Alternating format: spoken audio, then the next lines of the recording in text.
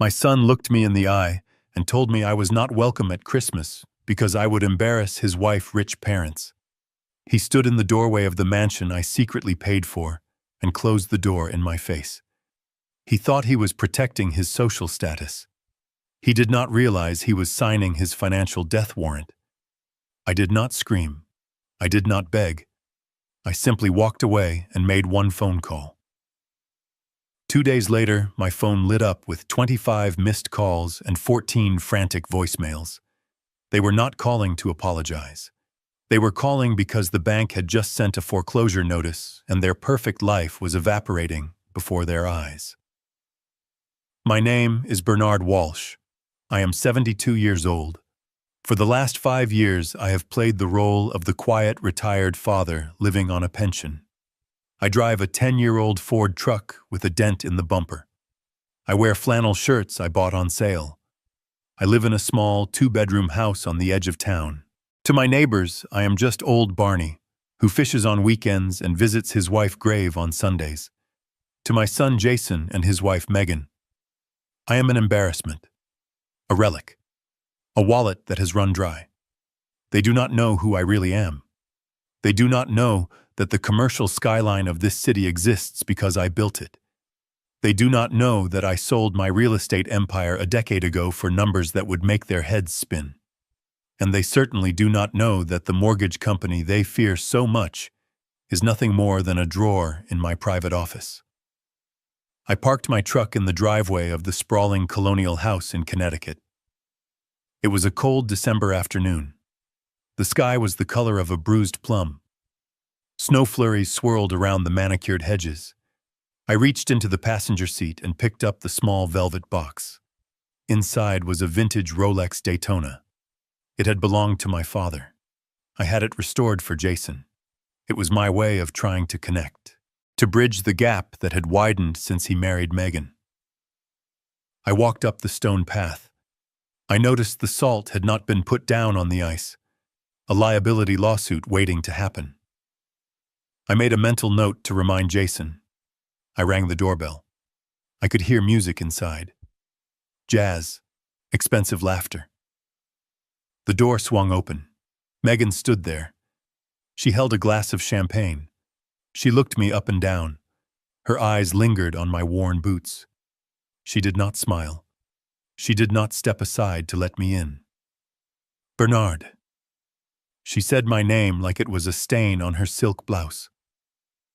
We were not expecting you until next week. I forced a smile. I just wanted to drop this off for Jason, and to confirm the time for Christmas dinner. Jason appeared behind her. He wore a cashmere sweater that cost more than my monthly grocery bill. He looked nervous. He refused to meet my eyes. Dad. Look. About Christmas. He stopped. He took a sip of his drink. Megan nudged him with her elbow. A sharp, directed movement. Jason cleared his throat. The Hendersons are flying in from New York. Megan parents. It is going to be a very formal affair. Black tie. Very high society. We think it would be better if you did not come this year. The words hung in the frigid air. Better if I did not come. Megan chimed in. Her voice was sickly sweet. You know how my parents are, Bernard. They are very particular about etiquette. We just want everyone to be comfortable. And honestly, you would feel out of place. You do not even own a tuxedo. I looked at my son. I waited for him to defend me. I waited for him to say that his father was welcome at his table regardless of what suit he wore. I waited for the boy I taught to ride a bike to stand up to this woman. Jason looked at his shoes. I am sorry, Dad. Maybe we can do something the week after. Just us. You know. Low key. I looked past them into the foyer. I saw the crystal chandelier hanging from the 20-foot ceiling. I remembered writing the check for that chandelier. I remembered signing the wire transfer for the $300,000 down payment on this house 4 years ago. I remembered the monthly standing order at my bank. $6,500 every single month. Sent to a shell company called Premier Holdings. Jason thought Premier Holdings was a private lender. He thought he was paying a mortgage. He did not know that I was Premier Holdings. He did not know that every month I transferred money from my left pocket to my right pocket to cover his debt because he could not hold down a job for more than 6 months. I was paying for the roof over their heads. I was paying for the floor they stood on. And they were standing on my floor telling me I was not good enough to walk on it. I tightened my grip on the velvet box.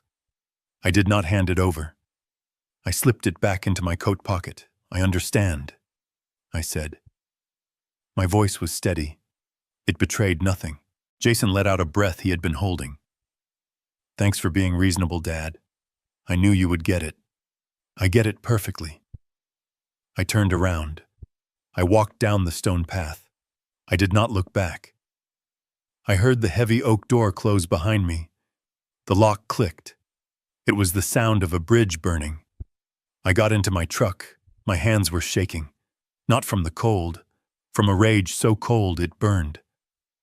I sat there for a moment. I looked at the house. Now, it was a beautiful house. I had chosen it. I had negotiated the price. I had inspected the foundation. I had done everything to ensure my son had a good start in life. I promised Catherine on her deathbed that I would look after him. Look after him. Those were her last words. I realized in that moment that I had failed her. I had not looked after him. I had crippled him. I had turned him into a weak, entitled man who let his wife banish his own father.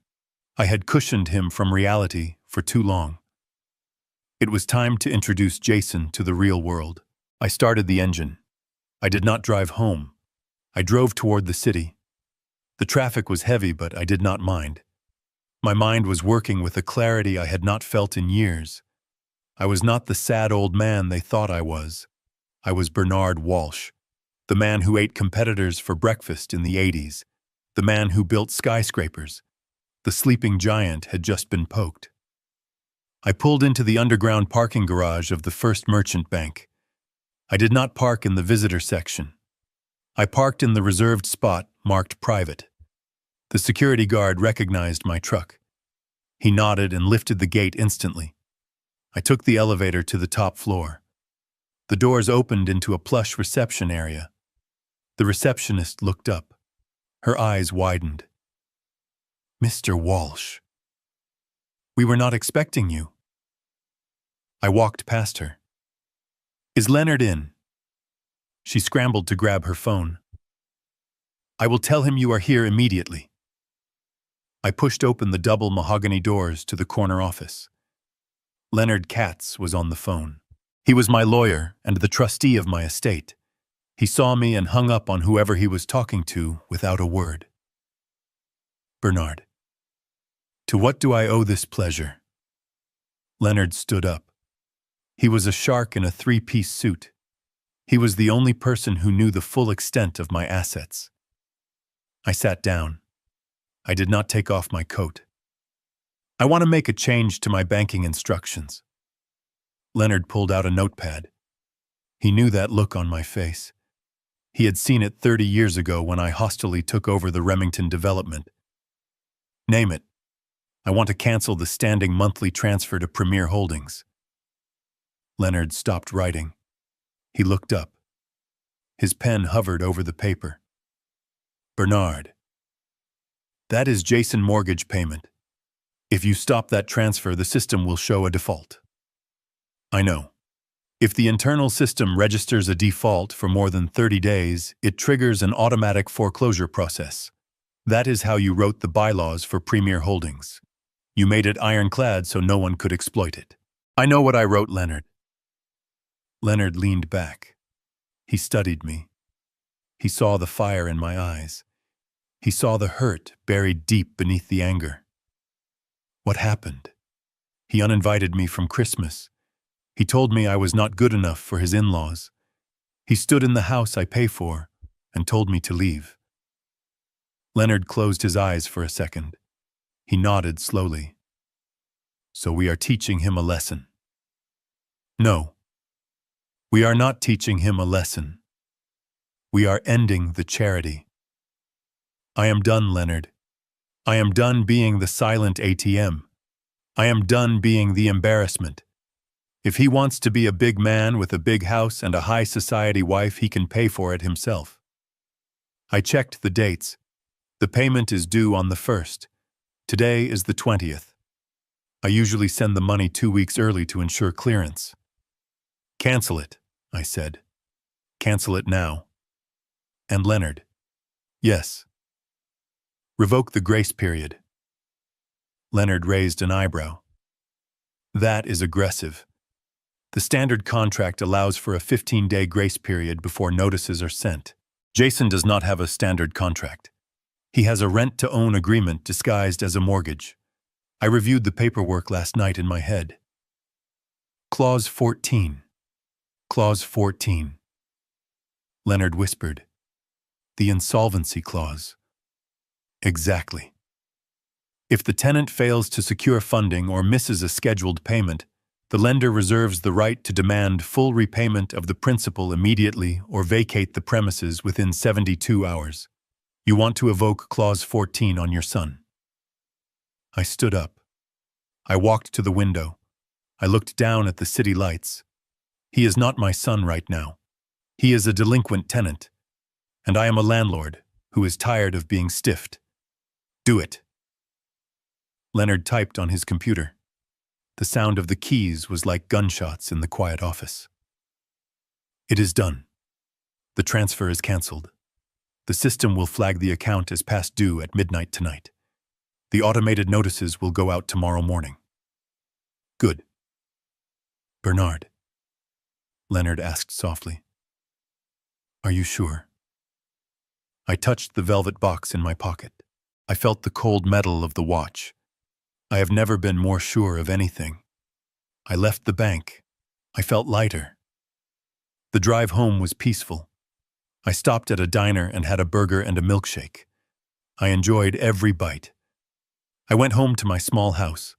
I packed a bag. I grabbed my fishing gear. I have a small cabin up at Lake George. No internet. Spotty cell service. Just me and the water. I turned off my phone. I threw it in the glove compartment. I drove north. For 2 days I sat on the dock. I watched the sun rise and set. I caught 3 trout. I drank coffee from a thermos. I did not think about Jason. I did not think about Megan. I thought about Catherine. I thought about how much she would have hated to see me like this, but how much she would have hated to see Jason become what he was. She raised him better. We both did. Somewhere along the way, the money I gave him rotted his ambition. It was time to cut the rot out. On the evening of the 2nd day, I packed up my gear. I drove back down this mountain. As soon as I hit the highway, the cell tower picked up my signal. My phone vibrated. It vibrated again. And again. It danced across the dashboard. It buzzed for 5 solid minutes. I pulled over at a rest stop. I picked up the phone. 25 missed calls, 14 voicemails, 30 text messages. Most were from Jason. Some were from Megan. One was from Leonard. I opened the first voicemail from Jason. It was time-stamped yesterday morning. Dad. Call me. There is a mistake with the bank. We got a notification letter. It says the payment was missed. You must have forgotten to transfer the funds. Call me back so we can fix this. His voice was calm. Annoyed, but calm. He thought it was a clerical error. He thought his old man had a senile moment. I played the second message. Time-stamped yesterday afternoon. Dad. Pick up the phone. The bank sent another email. They are talking about acceleration of debt. They say I owe the full balance. $1.2 million. What is going on? Did you change banks? Call me. The panic was starting to creep in. I skipped to the 5th message. Megan. Her voice was shrill. It grated on my ears. Bernard, this is not funny. We have people coming in 3 days. The bank posted a notice on our front door. A physical notice. The neighbors saw it. Do you have any idea how humiliating this is? Fix this. Now. I smiled. A cold, hard smile. They were worried about humiliation. They had no idea what was coming. I played the next one. Jason again. He was crying. Dad, please. They locked the accounts. Premier Holdings froze everything. They are invoking Clause 14. I called the number on the letterhead and it goes to a law firm. They said they represent the owner and they have instructions to proceed with eviction. Dad, where are you? I listened to every single message. I listened to their arrogance turn to confusion. I listened to their confusion turn to fear. And finally, I listened to their fear turn to absolute desperation. I did not call them back. I called Leonard. He answered on the first ring. Bernard. I assume you saw the activity. I did. Your son showed up at my office this morning. He demanded to see the owner of Premier Holdings. What did you tell him? I told him the owner is a silent investor who values his privacy and strict adherence to contract terms. I told him the investor is currently unavailable and has given strict orders to enforce the contract. How did he take it? He threw a chair. Security had to escort him out. He is claiming he has rights. He is claiming he owns the house. Does he know? No. He still thinks Premier Holdings is some faceless conglomerate. He has no idea it is you. He thinks you are just the guy who helps with the monthly payments. He thinks you cut him off and that caused the default, but he does not know you are the one holding the axe. Good. Keep it that way. Bernard. The Hendersons arrive tomorrow. Jason and Megan are trying to hide this from them. They tore the notice off the door. They are pretending everything is fine. Let them pretend. It will make the fall that much harder. What is the next move? Proceed with the eviction filing. And Leonard. Yes. Send the sheriff. You want the sheriff to serve the papers while the in-laws are there. I want the sheriff to serve the papers during dinner. That is cold, Bernard. They uninvited me to dinner, Leonard. I am just making sure I am part of the conversation. I hung up. I started the truck. I drove the rest of the way home in silence. When I got to my small house, I made a cup of tea. I sat in my armchair. I looked at the photo of Catherine on the mantelpiece. I am sorry, darling, I whispered. But he needs to learn. He needs to become a man. And the only way to make a man out of him now is to strip away the boy. My phone rang again. It was Jason. I stared at the screen. I let it ring. I imagined him standing in that marble foyer. I imagined Megan pacing back and forth. I imagined the expensive decorations and the towering Christmas tree. I imagined the lies they were telling themselves. They thought this was a mistake. They thought they could talk their way out of it. They thought money would solve it. They were about to learn that money given is not money earned.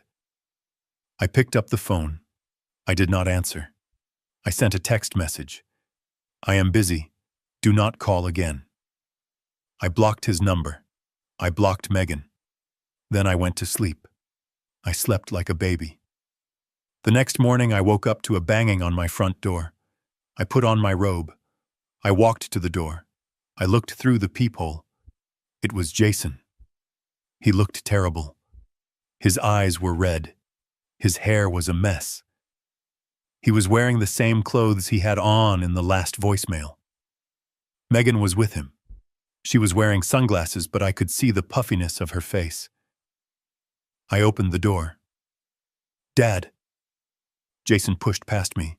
He stormed into my small living room. You have to help us. Megan followed him in.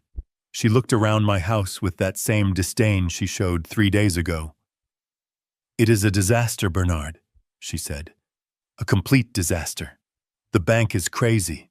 They are demanding everything. You have to loan us the money. You have to pay off the mortgage. I tightened the belt of my robe. I walked to the kitchen. I started the coffee pot. I thought you wanted privacy, I said. I thought I was an embarrassment. This is not the time for that, Jason shouted. He was shaking. My in-laws land in 4 hours. If they find out we are being foreclosed on, they will kill me. Meg and father will cut us off. So that was it. It was not about the house. It was about the image. It was about the next gravy train. I poured a cup of coffee. I did not offer them any. I cannot help you, I said calmly. What do you mean you cannot help? Megan snapped. You have retirement savings. You sold that business years ago. You must have something stashed away in this dump. I looked at her. I looked at the woman who had driven a wedge between me and my son.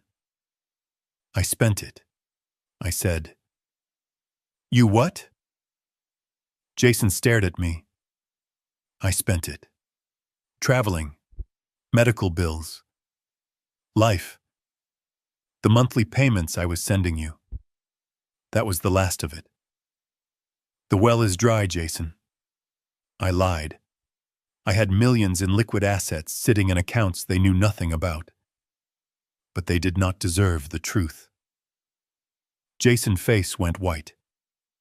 You mean, you are broke? I am on a fixed income now, son. Just like you said, an old relic. Megan let out a scream of frustration. I knew it. I knew he was useless. She turned on Jason. You told me he was loaded. You told me he would cover us. I thought he was. Jason stammered. He always paid. I took a sip of coffee. So you are saying you cannot pay the mortgage without my help? We cannot pay anything, Jason admitted. We have no savings. The credit cards are maxed out for the wedding, for the furniture, for the car leases. So you are broke too, I said. We are not broke, Megan hissed. We are illiquid. There is a difference. Not to the bank there isn't, I said. Jason grabbed my arm. Dad, you have to do something. Take a loan. Mortgage this place. Anything. We need $50,000 just to stop the immediate eviction proceedings. You want me to mortgage my home to save yours? Yes, Jason said without hesitation. Yes. You are my father. You have to. I looked at his hand on my arm. I looked at his desperate, selfish face. I pulled my arm away. No.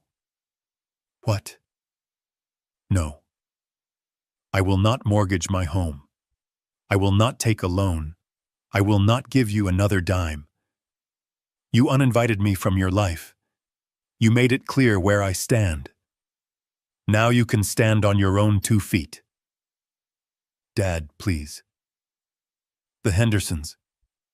I do not care about the Hendersons, I said. And frankly, I do not care about your house. It is not your house, Jason. You never earned it. You played house in a mansion I paid for, and now the game is over. Megan stepped forward. She got in my face, you selfish old man. If we lose that house, we lose everything. We will be on the street. Then you better start looking for a smaller apartment, I suggested. I hear there are vacancies downtown. Get out, I said. They stood there, stunned. They had never heard me raise my voice. They had never seen me say no. I walked to the door. I held it open. Get out, before I call the police. Jason looked at me. He looked like he wanted to hit me, but he saw something in my eyes that stopped him. He saw the man who used to run construction sites. He saw the iron. He grabbed Megan's hand. Come on. He is useless. We will figure this out. We will call the lawyer back. We will stall them. They walked out. I watched them get into their leased Range Rover. I watched them drive away. They were going back to the mansion to pretend. They were going back to put on a show for the in-laws. They did not know that I had instructed Leonard to reject any stall tactics. They did not know that the sheriff was already scheduled. I closed the door. I went back to my coffee. It was going to be a very interesting Christmas. I looked at the calendar on the wall. December 23rd. The Hendersons were arriving today. The dinner was tomorrow night. Christmas Eve. I decided I needed a new suit. If I was going to crash a party, I might as well look the part. I drove to the city. I went to my old tailor. He was surprised to see me. Mr. Walsh, it has been years. I need a tuxedo, Giovanni, and I need it by tomorrow afternoon. He measured me. I had lost a little weight, but my shoulders were still broad. We will make you look like a king, Mr. Walsh. No, I said. Make me look like the owner. I spent the rest of the day gathering documents. I went to the bank. I printed out the entire transaction history for the last 4 years, every single transfer. I printed out the deed to the house. I printed out the incorporation papers for Premier Holdings, showing me as the sole proprietor. I put everything in a leather folder. I called Leonard. Is everything set for tomorrow? The sheriff is confirmed for 8 p.m. Leonard said. I will be there as well with the eviction notice and the termination of the lease. Good. Meet me at the corner of their street at 7:55. Bernard, are you sure you want to be there when it happens? It is going to be ugly. I want to look them in the eye, Leonard. I want them to know exactly who did this. I hung up. I sat in my living room. The silence was heavy. I missed Catherine. She would have told me to forgive them. She would have told me to write another check. But Catherine never saw them like this. She never saw the disdain. She never saw the cruelty. I was doing this for her too. I was saving our son from himself. The only way to save him was to let him hit rock bottom, and I was about to cut the rope. The next day passed slowly. I polished my shoes, I shaved, I dressed in the tuxedo. It fit perfectly. I looked in the mirror. I did not look like old Barney the fisherman. I looked like Bernard Walsh. I drove to the neighborhood. The snow was falling softly. The houses were lit up with Christmas lights. It looked like a postcard. I pulled up to the corner. Leonard was waiting in his sedan. A sheriff patrol car was parked behind him. I got out of my truck. Leonard rolled down his window. Ready. Ready. We walked toward the house. The windows were glowing. I could see figures moving inside. I could see the Hendersons. He was tall with silver hair. She was wearing a sequined dress. They were laughing. Jason and Megan were pouring drinks. They were smiling. They were acting. They thought they had stalled the bank. They thought they had more time. They had no idea their time had run out. I walked up the stone path. The sheriff followed us. I rang the bell. The music stopped. I heard footsteps. The door opened. It was Jason. He was holding a glass of wine. He saw me. He saw the tuxedo. He saw Leonard. And then he saw the sheriff. His glass slipped from his hand. It shattered on the floor. Red wine splashed everywhere. Like blood. Dad. Hello, son, I said. Merry Christmas. I stepped inside. The sheriff followed. The room went silent. Megan froze. The Hendersons turned around. Who is this? Mrs. Henderson asked. She looked at the sheriff. Is there a problem? I walked into the center of the room. I stood under the chandelier I paid for. There is no problem. I said. I am just here to collect the rent. Megan rushed forward. Her face was pale. Get out, she hissed. Get out right now. You are ruining everything. I ignored her. I looked at the Hendersons. Good evening. I am Bernard Walsh, Jason's father, and the landlord of this property. The landlord. Mr. Henderson frowned. Jason told us he owned this house. Jason lied, I said. I opened the leather folder. I took out the deed. I placed it on the coffee table. Jason has never owned this house. He has been renting it from a company called Premier Holdings. For the last 4 years, he has not paid a single dime of rent. I have. What are you talking about? Jason shouted. You are crazy. Premier Holdings is a bank. I looked at my son. I looked him dead in the eye.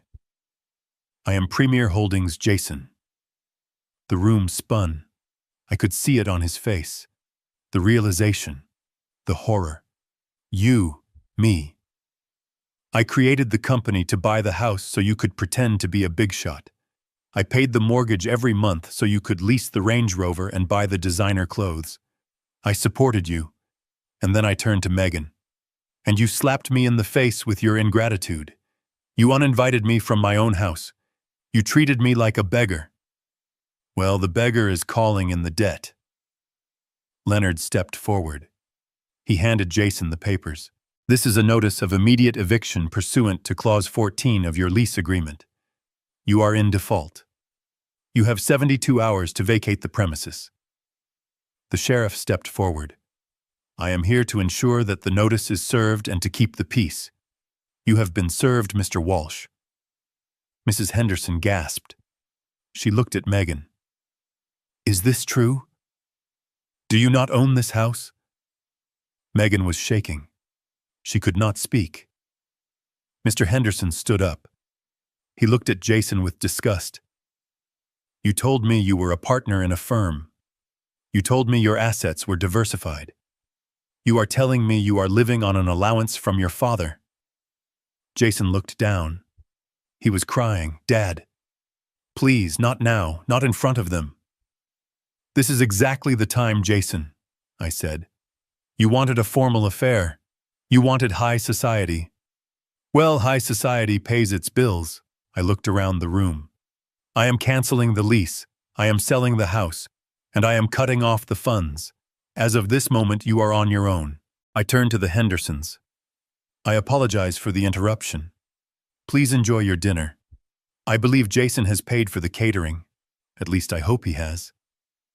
I walked to the door. Bernard! Megan screamed. You can't do this! We have nowhere to go! I stopped.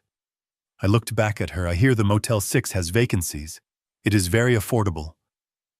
I walked out into the snow. The door closed behind me. I did not feel sad. I felt clean. I walked to my truck. Leonard was waiting by his car. That was intense, Leonard said. It was necessary. What now? Now I go fishing. I got in my truck. I drove away. I left them in the ruins of their own making. I left them to explain the lies. I left them to face the reality I had shielded them from for too long. I drove back to my small house. I sat in my chair. I watched the snow fall. I was alone. But I was free. And for the first time in a long time, I felt like a father who had finally done his job. It was 10 o'clock at night when the pounding started. It was not a polite knock. It was not a neighborly tap. It was an assault on the wood of my front door. I was sitting in my recliner reading a book about fly fishing. The house was quiet. My tea was hot. The silence of my modest life was exactly how I liked it.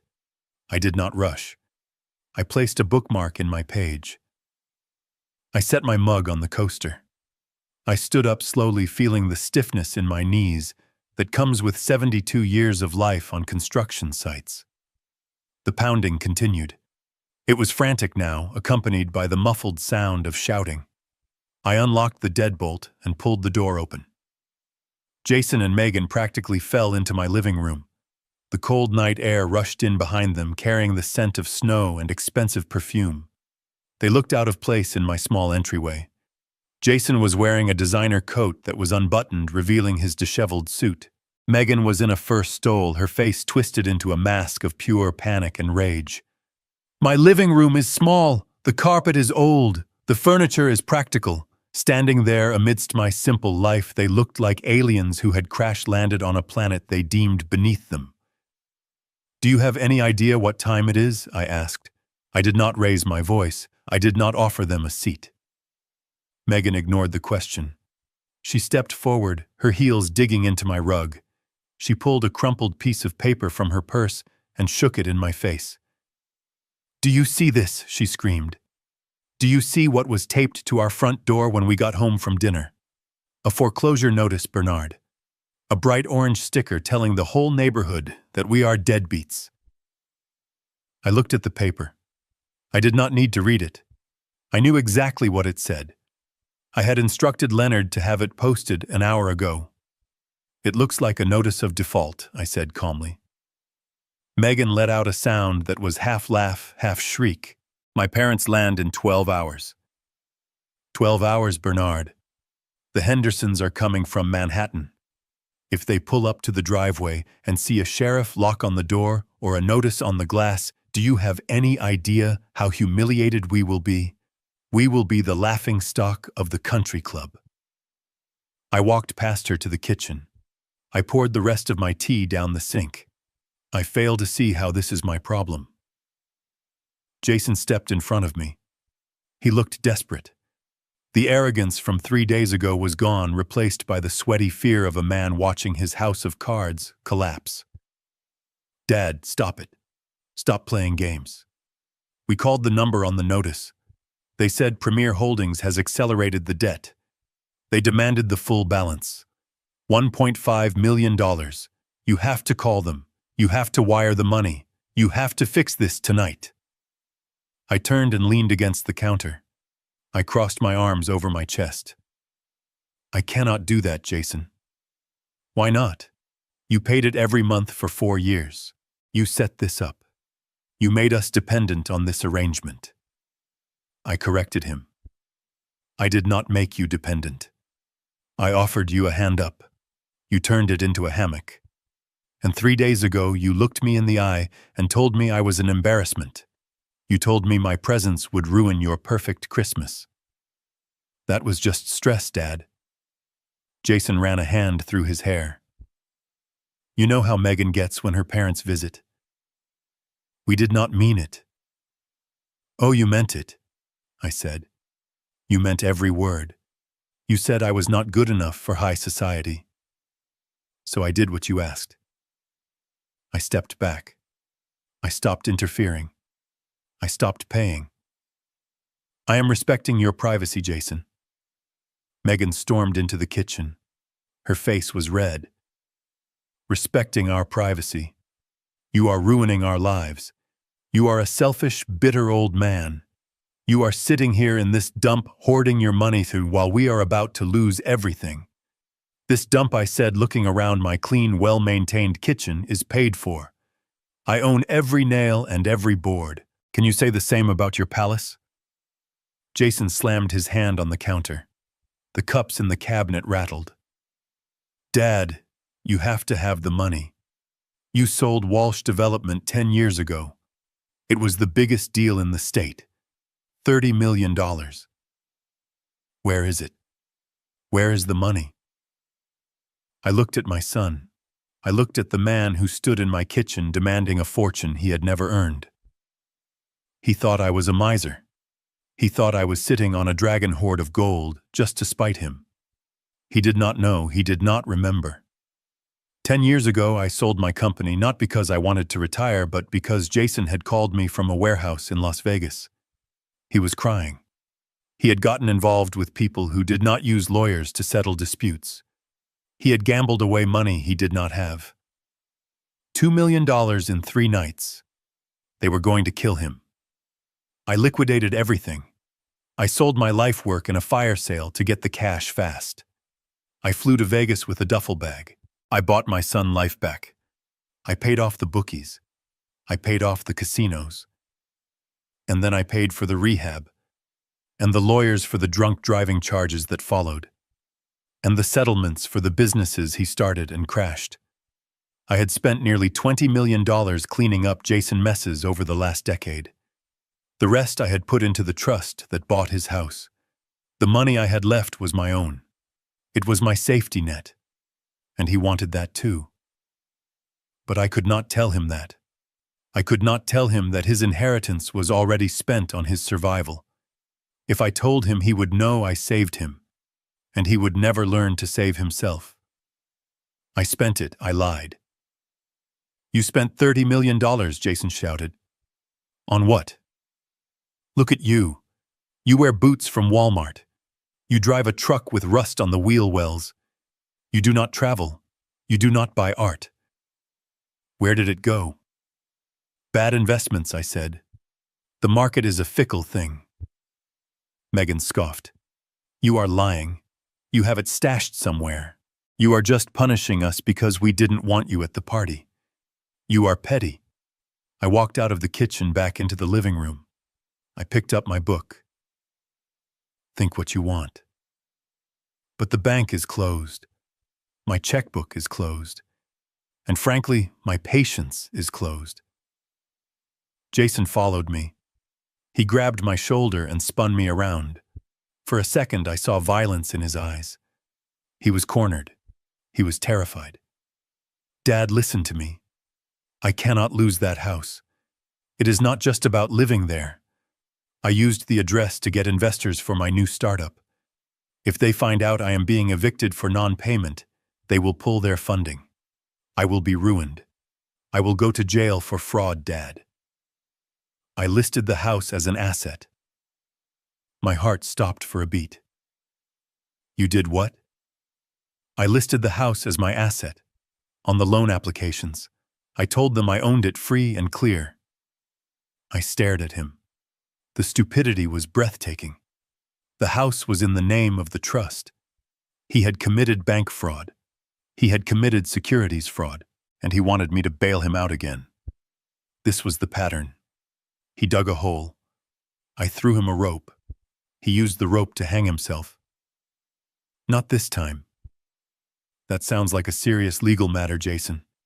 I said, my voice cold as ice. I suggest you get a lawyer. You have to bail me out. Just this once. Please. 50,000. That is all we need to stall the foreclosure for a month. Just enough to get through the holidays. Enough to get the Hendersons out of town. I sat down in my chair. I opened my book. I do not have $50,000 for you, Jason. Megan let out a scream of frustration. She grabbed a vase from the side table. A cheap ceramic vase Catherine had bought at a flea market. She threw it against the wall. It shattered into 100 pieces. I hate you, she screamed. I hope you die alone in this miserable box. I looked at the shards of the vase. I looked at my daughter-in-law. Get out, I said. We are not leaving until you write a check, Jason said. He sat down on my sofa. He crossed his arms. We are staying right here. I reached for the phone on the side table. I am dialing 911, I said. I will tell them there are intruders in my home who are refusing to leave. I will tell them one of them had just destroyed my property. The sheriff is about 10 minutes away. Jason's eyes widened. You would call the cops on your own son. You committed fraud, Jason. You are trespassing. And you just threatened me. Yes, I will call the cops. He looked at me. He searched my face for any sign of weakness, any sign of the father who used to fly to Vegas with a duffel bag of cash. He found nothing but stone. He stood up. Come on, Megan, he said, his voice shaking. He is crazy. He has lost his mind. Megan looked at me with pure venom. You will regret this, Bernard. You will regret this when you are old and sick and have no one." "I am already old," I said. "And tonight I realized I already have no one." They stormed out. Jason slammed the door so hard the pictures on the wall rattled. I sat there in the silence. I looked at the broken vase. I did not get up to clean it. I let it lie there, a monument to the night my family finally broke. I picked up my phone. I did not call the police. I sent a text to Leonard. They just left. Proceed with the plan. No mercy. I turned off the lamp. I sat in the dark. Jason thought the problem was money. He thought the problem was the house. He did not realize the problem was him. He had mentioned fraud. He had mentioned investors. I knew what I had to do next. I had to protect the trust. If he had listed the house as an asset, I needed to make sure the authorities knew he had no claim to it before he dragged my remaining assets down with him. I was not just evicting him. I was about to expose him. The visit had been forced, but the outcome was voluntary. They had shown me exactly who they were, and tomorrow I would show them exactly who I was. I stood in the darkened hallway, listening to the silence of my house. The shattered vase lay on the floor, a jagged reminder of the violence that had just occurred. I walked toward the front door to lock the deadbolt. My hand was on the brass latch when I heard them. They had not left. They were standing on my front porch, just on the other side of the thin wood door. The cold winter air carried their voices through the cracks. They were whispering, but in the stillness of the night, their words were as clear as a bell. I stopped breathing. I leaned closer to the wood. "He is not going to budge, Jason." Megan's voice was a hiss of pure venom. "He is stubborn and he is spiteful. We are not going to get the money by asking nicely." I waited for Jason to defend me. I waited for him to say that we should just leave, that we should figure it out on our own. Instead, I heard him sigh. A weak, pathetic sound. "So what do we do?" "The bank is not going to wait. The Hendersons are going to be here in the morning. If we do not have $50,000 by Monday, we are finished." "There is Plan B," Megan said. There was a silence. I could imagine Jason's face. I could imagine the gears turning in his slow, desperate mind. "You mean Stevens?" Jason asked. "Yes, I mean Stevens. He owes us. You covered for him during that malpractice suit last year. He will write whatever we want." I felt a chill run down my spine that had nothing to do with the drafty door. Stevens. Dr. Marcus Stevens. He was a golfing buddy of Jason, a man with a shiny practice and a shaky reputation. "We cannot do that, Megan." Jason's voice wavered.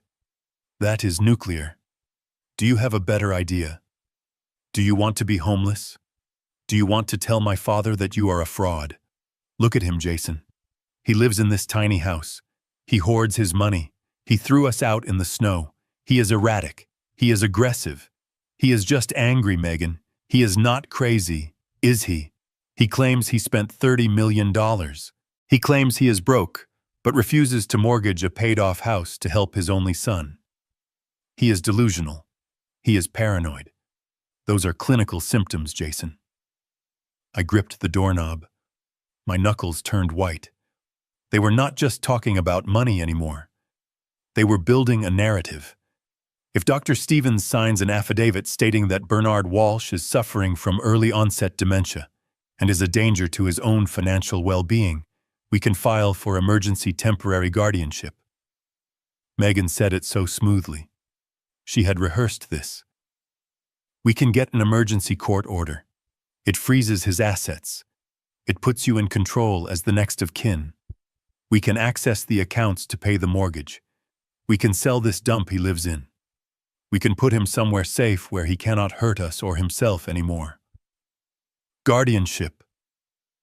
The word hung in the air like a guillotine blade. They wanted to strip me of my rights. They wanted to declare me incompetent. They wanted to lock me away in a facility and drain my life savings while I rot. It was not just theft.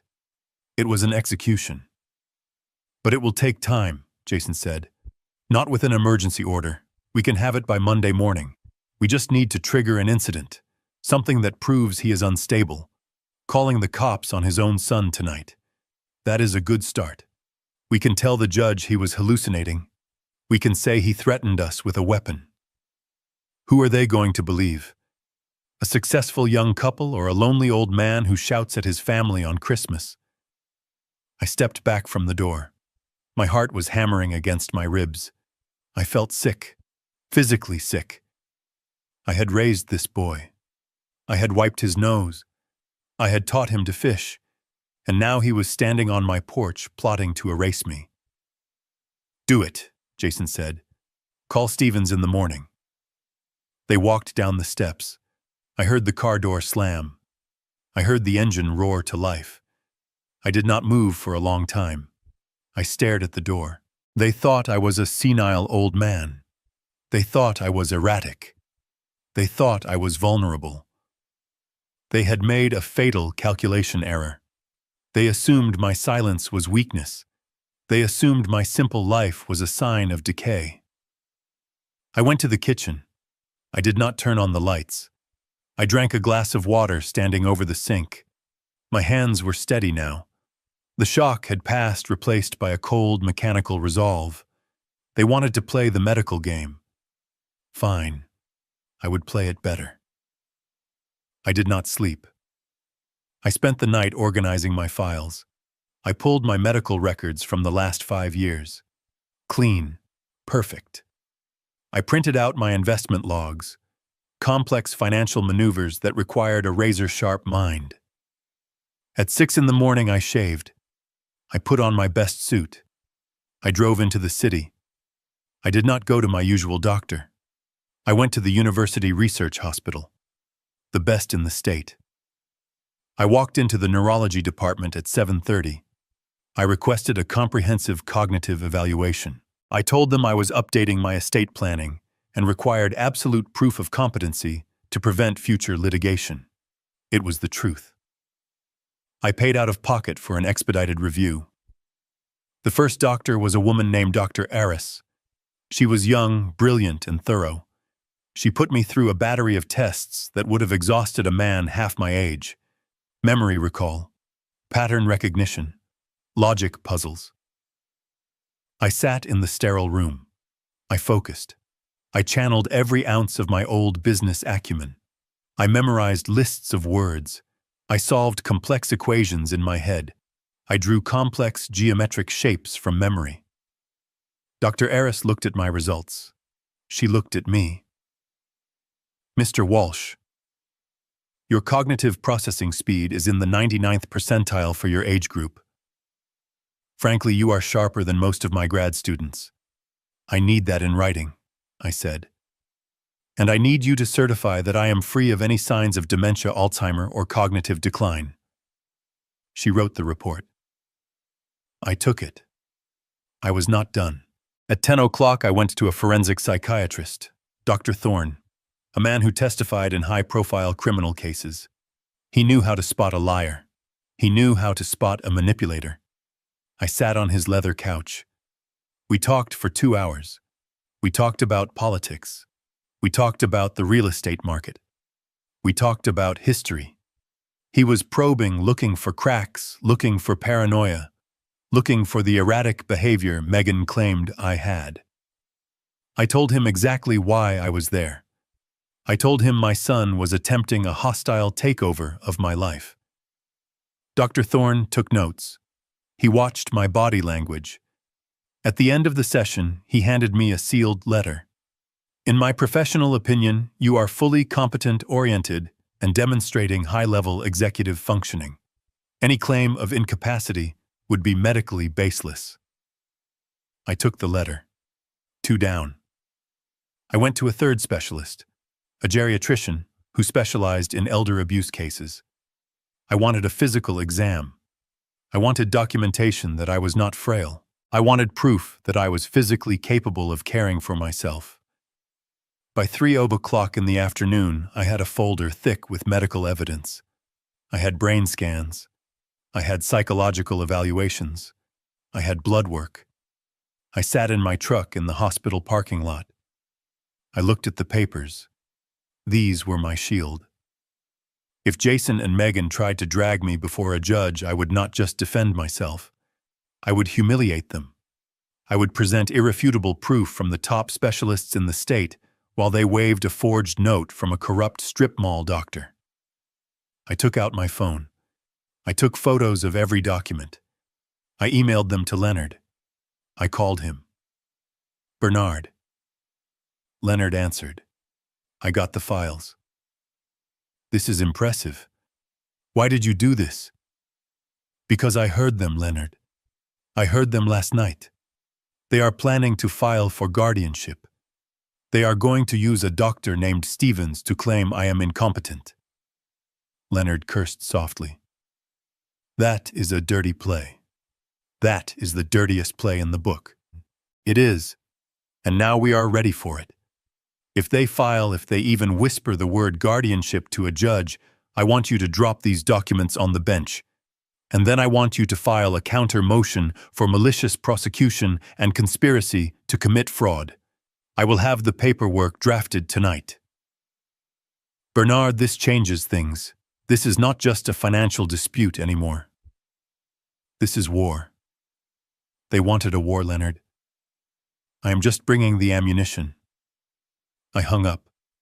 I drove back toward my home. I felt tired, but it was a good tired. The tired of a man who has reinforced the walls of his fortress. I stopped at the hardware store on the way.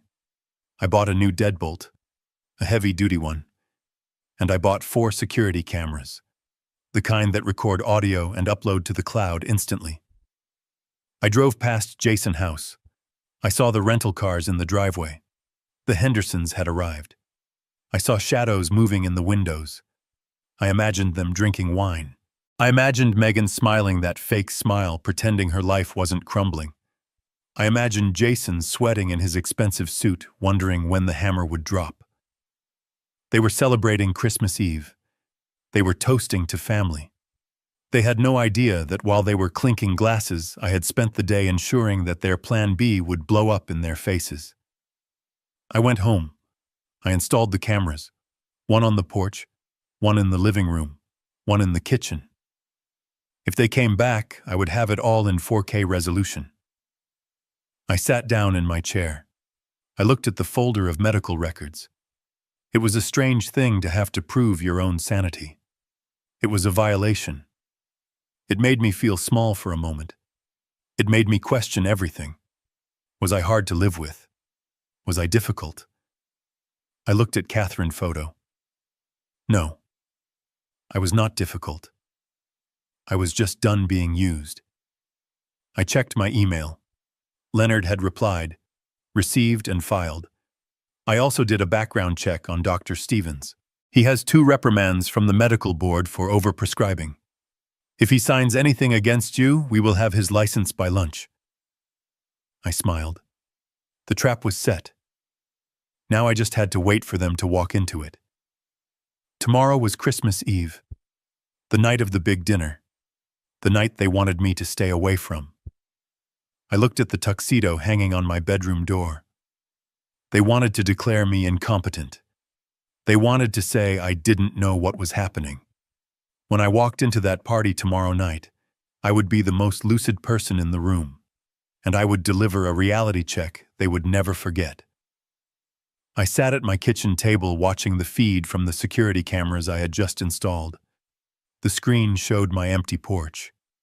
The snow was picking up, drifting against the door I had slammed in my son's face the night before. It was quiet. Too quiet. My phone rang. It was Leonard. I checked the time. It was 2 in the afternoon. Leonard never called in the afternoon unless something was burning. I picked up. "Tell me," I said. "Bernard." Leonard's voice was tight. "You were right to secure those medical records. But that is not why I am calling. We just got a flag on the property title." My hand tightened on the phone. A flag. That meant someone was trying to touch the deed. Explain. About an hour ago, a credit inquiry was run on the house. A hard pull. It came from a place called Quick Cash Capital. It is a hard money lender downtown. The kind of place that charges 20% interest and breaks kneecaps if you are late. I closed my eyes. I knew exactly what that meant. Hard money lenders were the last stop for the desperate. They did not care about credit scores. They cared about collateral. Jason, I said. Yes. Jason walked into their office at noon. He applied for an emergency loan of $50,000. He offered the house as collateral. I let out a long, slow breath. $50,000. The exact amount he needed to stall the eviction. He was trying to mortgage the house to pay the rent on the house. It was a snake eating its own tail. Did they give it to him? No. Leonard let out a dry laugh. They ran a title search. And guess what they found? They found the trust. Exactly. They found the Catherine Walsh Revocable Trust. They found that Jason Walsh has zero equity in the property. He does not own a single brick. He screamed at the loan officer Bernard. He told them there was a mistake. He told them his father gave him the house. He made a scene. I leaned back in my chair. I looked at the photo of Catherine on the wall. He never read the contract, Leonard. 4 years ago, when I handed him that stack of papers, he did not read a single word. He just saw the keys. He just saw the address. He signed his name 20 times and asked when the pool guy was coming. He signed a rent-to-own agreement, a lease with an option to purchase after 10 years of on-time payments. He was a tenant, a glorified tenant with a very generous landlord, and he just tried to mortgage my property without my consent.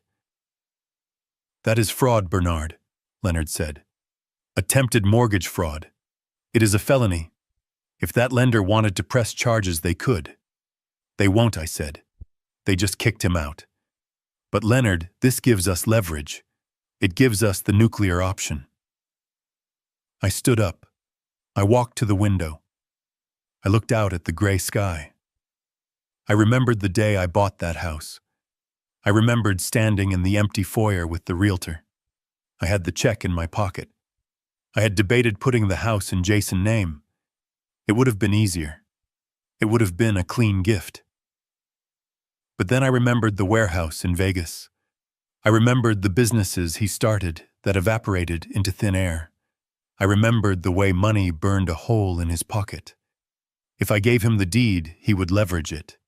He would sell it to fund some pipe dream. He would lose the roof over his head in a poker game. So I protected him from himself. I put it in the trust. I made myself the landlord. I kept the power so he could keep the home. And he hated me for it. Leonard, I said. He breached the contract. He did. Clause 9. Unauthorized encumbrance. Any attempt by the tenant to use the property as collateral for a loan results in immediate termination of the lease. Not just eviction, I said. Termination. Yes. The difference is subtle but important. Eviction is for non-payment. It takes time. Termination for breach of contract is immediate. The lease is void. He has no right to be there. He is trespassing. I looked at the snow falling harder now. It was covering the world in white. It looked clean. It looked pure. Tomorrow is Christmas Eve, I said. I know. Send the notice, Leonard. Bernard. It is Christmas. He tried to steal the equity in my house, Leonard. He tried to pawn my property to a loan shark because he is too proud to admit he is broke. He crossed the line. Send the notice. I want the termination effective immediately. And I want the vacate date set for December 25th, Christmas Day. Yes, he wanted a Christmas without me. Now he can have a Christmas without a house. There was a silence on the line. Leonard was a lawyer. He was used to sharks. He was used to killers in suits. But this was different. This was personal. "I will draft it," he said. "I will have it served with the sheriff tomorrow night." "Add one more thing, Leonard." "What?" "Attach a copy of the title deed. Highlight the owner name. I want him to see it. I want him to see Catherine's name. I want him to know that he didn't just try to rob me. He tried to rob his mother memory." I hung up. I went to the kitchen. I made a sandwich. I ate it standing up. I felt cold. Not on the outside, but on the inside. It was the cold of a man who has realized that his son is a stranger. Jason had walked into that lender office today and lied. He had looked a man in the face and claimed he owned a $1.5 million home. He had been willing to risk everything for $50,000. He was desperate, and a desperate man is dangerous. My phone pinged. It was a notification from the security camera. Motion detected on the front porch. I pulled up the app. It was not Jason. It was a courier. He dropped a large envelope on the mat and walked away. I waited until he was gone. I unlocked the door and retrieved the package. It was from the university hospital, the hard copies of my medical evaluations. I opened the folder.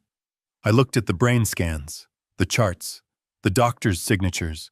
Patient exhibits superior cognitive function. No evidence of dementia.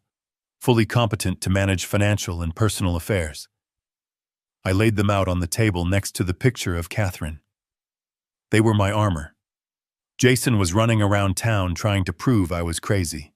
He was trying to find a corrupt doctor to sign his lies.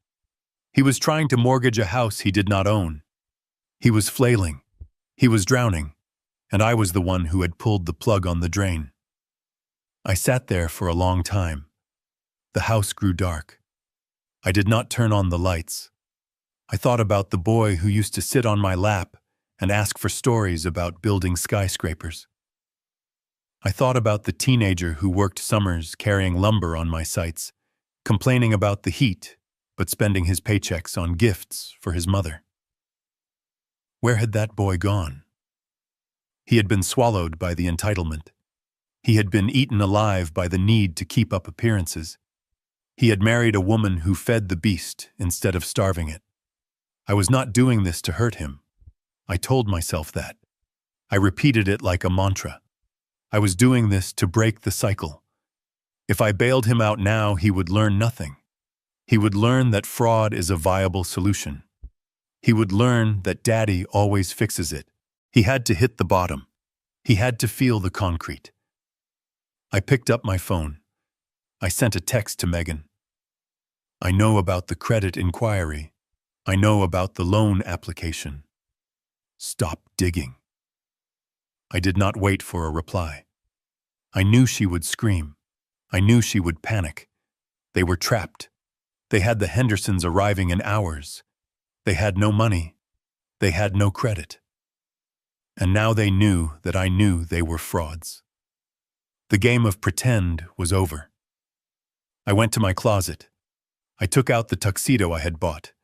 I brushed the lint off the lapel. Tomorrow night, I would walk into that house. I would not go as a guest. I would go as the owner. I would walk into the lie they had built, and I would turn on the lights. I checked the weather report. A blizzard was coming. Heavy snow, wind, bitter cold. It was fitting. A storm was coming for the Walsh family, and I was the lightning. The phone rang at exactly 4 p.m. on Christmas Eve. I was sitting in my kitchen polishing the toes of my dress shoes. I knew who it was before I looked at the screen. The timing was too perfect. The desperation was palpable even through the wireless signal. It was Megan. I let it ring 3 times. I wanted her to sweat. I wanted her to wonder if I had already left town, if I had already cut the line completely. On the 4th ring, I picked up. I did not say hello, I just listened. "Bernard." Her voice was breathless. It was a performance. I could hear the tremor she was forcing into her tone, the manufactured wobble of a woman on the edge of tears. Bernard, please do not hang up. I held the phone to my ear. I imagined her standing in the kitchen of the mansion, trying to keep her voice down, so her parents in the living room would not hear her begging the man she had threatened to institutionalize less than 24 hours ago. I am here, Megan, I said. Oh, thank God. She let out a ragged sigh. Bernard, listen. We need to talk. Jason and I, we have been doing a lot of thinking. The last few days. The stress. The holidays. We lost our heads. You certainly did, I said. You lost your heads when you tried to declare me incompetent. You lost your heads when you tried to pawn a house you do not own. I know, and we are so sorry. She started to cry. It was a good cry, soft, feminine, designed to crack the defenses of an old man. We were just scared, Bernard. We are drowning, and we took it out on you. It was wrong. It was unforgivable. But we are family, and it is Christmas. I said nothing. I let her silence stretch. I let her sit in the discomfort of her own lies. My parents are here. She continued, her voice dropping to a whisper. The Hendersons. They just arrived. They are asking about you. They want to meet Jason's father. They want to meet the man who built the Walsh Empire. I raised an eyebrow. Suddenly I was the man who built an empire again. Not the senile old relic, not the embarrassment. I thought I would make them uncomfortable, I said. I thought I didn't own a tuxedo. Oh, stop it! That was just Jason being stupid. You know how he gets. He tries too hard to impress them. But Bernard, we cannot have Christmas dinner without you. It is not right. There is an empty seat at the table. Please, please come. Just for dinner. Just for a few hours. Put everything else aside. For Jason. For me. For the family. I leaned back in my chair. I looked at the snow falling outside my window. It was a trap.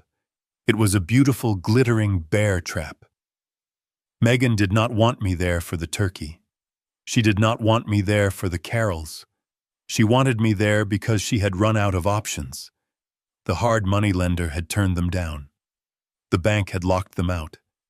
The doctors had laughed at them. They had one card left to play. Social pressure. They wanted me in that room in front of the wealthy, influential Hendersons. They wanted to get me drunk on expensive wine. And then, at the perfect moment over dessert, perhaps Jason would pull out a document, a loan guarantee, a co-signer agreement, a bridge loan application, and he would ask me to sign it in front of his father-in-law. He would bank on my pride. He would bank on the fact that I would not want to cause a scene in front of strangers. He would bank on the fact that I would not want to admit that my son was a broke fraud in front of his wife family. He thought he could shame me into saving him. It was a bold strategy. It was reckless. And it was exactly the kind of hail Mary pass a desperate man throws in the fourth quarter. I smiled. It was not a nice smile. You want me to come to dinner? I asked. Yes, please. 7 o'clock. Black tie. Just like we planned. We can start over, Bernard. We can put all this ugliness behind us. I looked at the tuxedo hanging on the door of my pantry. I looked at the legal file Leonard had prepared sitting on the counter. Okay, I said. Really? Her voice jumped an octave. You will come. I will come, I said. I would not miss it for the world. Thank you, Bernard. Thank you. You are saving Christmas. You really are. I am sure I am, I said. I hung up.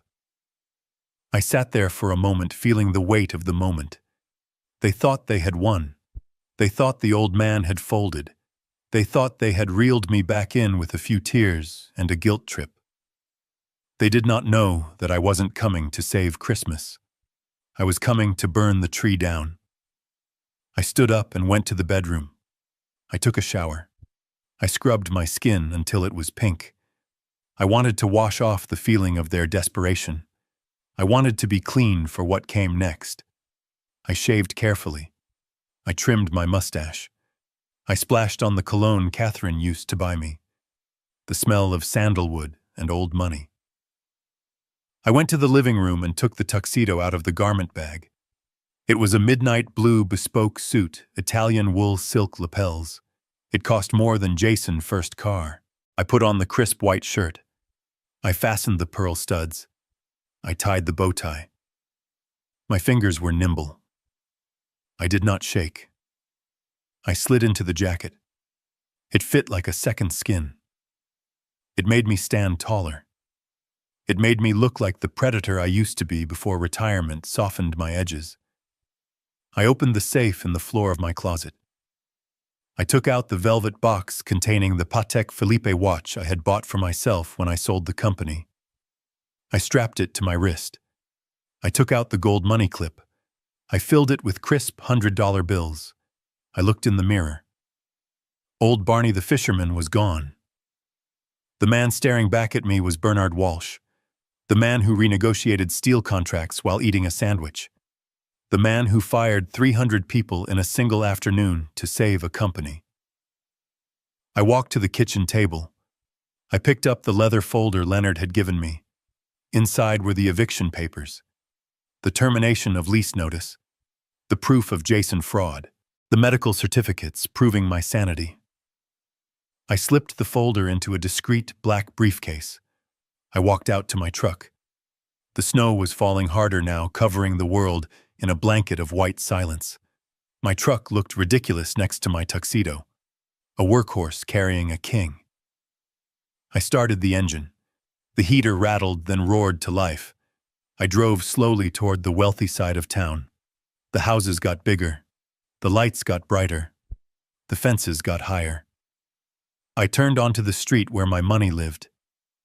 I saw the house at the end of the cul-de-sac. It was glowing. Every window was lit. A wreath the size of a tractor tire hung on the front door. I pulled up to the curb. There were two other cars in the driveway, a Mercedes S-Class and a Bentley. The Hendersons. They had arrived in style. I parked my truck right behind the Bentley, blocking it in. I turned off the engine. I sat in the dark for a moment. I watched the shadows moving behind the curtains. I could see Jason. He was pacing. He was probably rehearsing his pitch. He was probably telling himself that one signature would fix everything, that he just needed to get me in the room. He did not understand that the room was already rigged. I checked my watch. 7:00 on the dot. I saw headlights in my rearview mirror. A sedan pulled up quietly and parked across the street. Leonard. Right on time. Behind him, a county sheriff cruiser rolled to a stop and killed its lights. The cavalry had arrived. I picked up my briefcase. I opened the truck door. The cold air hit my face sharp and bracing. I walked up the driveway. I could hear the crunch of snow under my dress shoes. I walked past the salt Jason still hadn't put down. I reached the front door. I paused. I listened. I could hear laughter inside. I could hear the clinking of crystal. I could hear Megan's voice, high and fake, laughing at something her father said. They were in there pretending everything was perfect. They were playing house in a burning building. I reached out and pressed the doorbell. The chime echoed through the house. A deep, rich sound. I adjusted my cuffs. I straightened my tie. I was not entering a home. I was entering a boardroom, and I held the controlling interest. The door opened. It was Jason. He was smiling a wide, frantic smile. He held a glass of scotch in one hand. He was sweating. "Dad, you made it." He reached out to hug me. He tried to pull me into a conspiratorial embrace to seal the deal before I even stepped over the threshold. I did not hug him back. I stepped past him into the foyer. Hello, Jason, I said. I looked around the grand entryway. The marble floors shone. The garland on the banister smelled of pine and cinnamon. Megan came rushing out of the dining room. She stopped when she saw me. Her eyes widened. She took in the tuxedo. She took in the watch. She took in the briefcase. She had expected the old man in the flannel shirt. She had expected the victim. She did not expect the boss. Bernard. She stammered. You look... Wow. I looked at her. I did not smile. Where are your parents, Megan? I asked. I do not want to keep them waiting. They are in the living room, Jason said, closing the door behind me. Come on in. Let me get you a drink. We have the good stuff tonight. I walked toward the living room. My footsteps echoed on the stone. I entered the room. An older couple sat on the velvet sofas. They looked like money. Old money. Hard money. Mr. Henderson stood up. He was tall with silver hair and a tan that spoke of winters in St. Bart's. Mrs. Henderson glittered with diamonds. Bernard. Megan said, her voice tight. These are my parents, Charles and Victoria Henderson. Charles stepped forward, offering his hand. So this is the mystery man. We have heard so much about you. Jason tells us you are enjoying a quiet retirement. I took his hand. His grip was firm. Mine was firmer. It has been quiet up until now, I said. Victoria smiled. A shark smile. Well, we are so glad you could join us. We were just admiring this beautiful home. Jason has done so well for himself, hasn't he? I looked at Jason. He was standing by the bar but pouring a drink. His hand shaking so bad the bottle rattled against the glass. He looked terrified. He has certainly lived well, I said. Megan laughed, a nervous, brittle sound. Oh, Bernard is so modest. He taught Jason everything he knows about real estate. I turned my gaze to Megan. I taught him about building, I said. I am not sure who taught him about financing. The air in the room shifted. Charles Henderson cocked his head. He was a businessman. He heard the edge in my voice. He sensed the tension radiating off his son-in-law.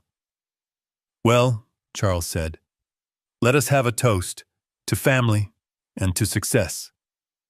Jason rushed over with a tray of drinks. Here, Dad. Your usual. Scotch neat. I took the glass. I did not drink.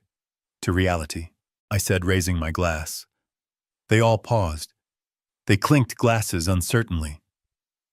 To reality, Charles repeated. We sat down. The conversation was strained. They talked about the weather.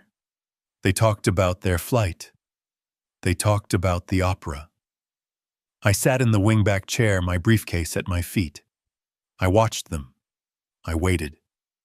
I knew the pitch was coming. I could see Jason building up to it. He kept glancing at Megan. She kept nodding imperceptibly. Finally, after 20 minutes of small talk, Jason cleared his throat. Actually, Charles' dad, while we are all here, I wanted to share some exciting news. An investment opportunity came up recently. A huge commercial development downtown. I am thinking of buying in. Here it comes. Charles looked interested. Really? Commercial real estate is tricky right now, Jason. You have to be liquid. Oh, I am liquid. Jason lied. But for a deal this size, the bank requires a guarantor. Just a formality, really, to expedite the closing before the end of the year. He turned to me. His eyes were pleading. He looked like a dog waiting to be kicked. Dad, I was hoping, since you have the history in the market, maybe you would co-sign with me. Just to get the paperwork through. It would mean a lot to keep it in the family. There it was. The trap. Sprung in front of the billionaires. If I said no, I looked like an unsupportive father. If I said yes, I signed my own death warrant. Megan leaned forward. It would be such a great legacy, Bernard. Jason wants to follow in your footsteps. I placed my glass on the table. I reached down and picked up my briefcase. I set it on my lap. I clicked the latches open. The sound was loud in the quiet room. I think there has been a misunderstanding, I said. Jason's smile faltered. What do you mean, Dad? I mean, I am not here to invest, Jason. I am here to divest. I pulled out the file. I pulled out the eviction notice. I pulled out the deed. Megan stood up. Bernard, what are you doing? Not now. Sit down, Megan, I said. My voice was not loud, but it carried the weight of authority. Charles Henderson looked at me. He looked at the papers. What is going on here, Bernard? I looked at him. Mr. Henderson, you are a businessman. You understand contracts. You understand ownership. Yes. Well, then you should know that your son-in-law does not own this house. He does not own the furniture you are sitting on. He does not own the car in the driveway. Jason lunged forward. Dad, stop. Please stop. I stood up. I held up the deed. I own this house. I bought it 4 years ago through a trust. Jason is a tenant, and as of 3 days ago, he is a delinquent tenant.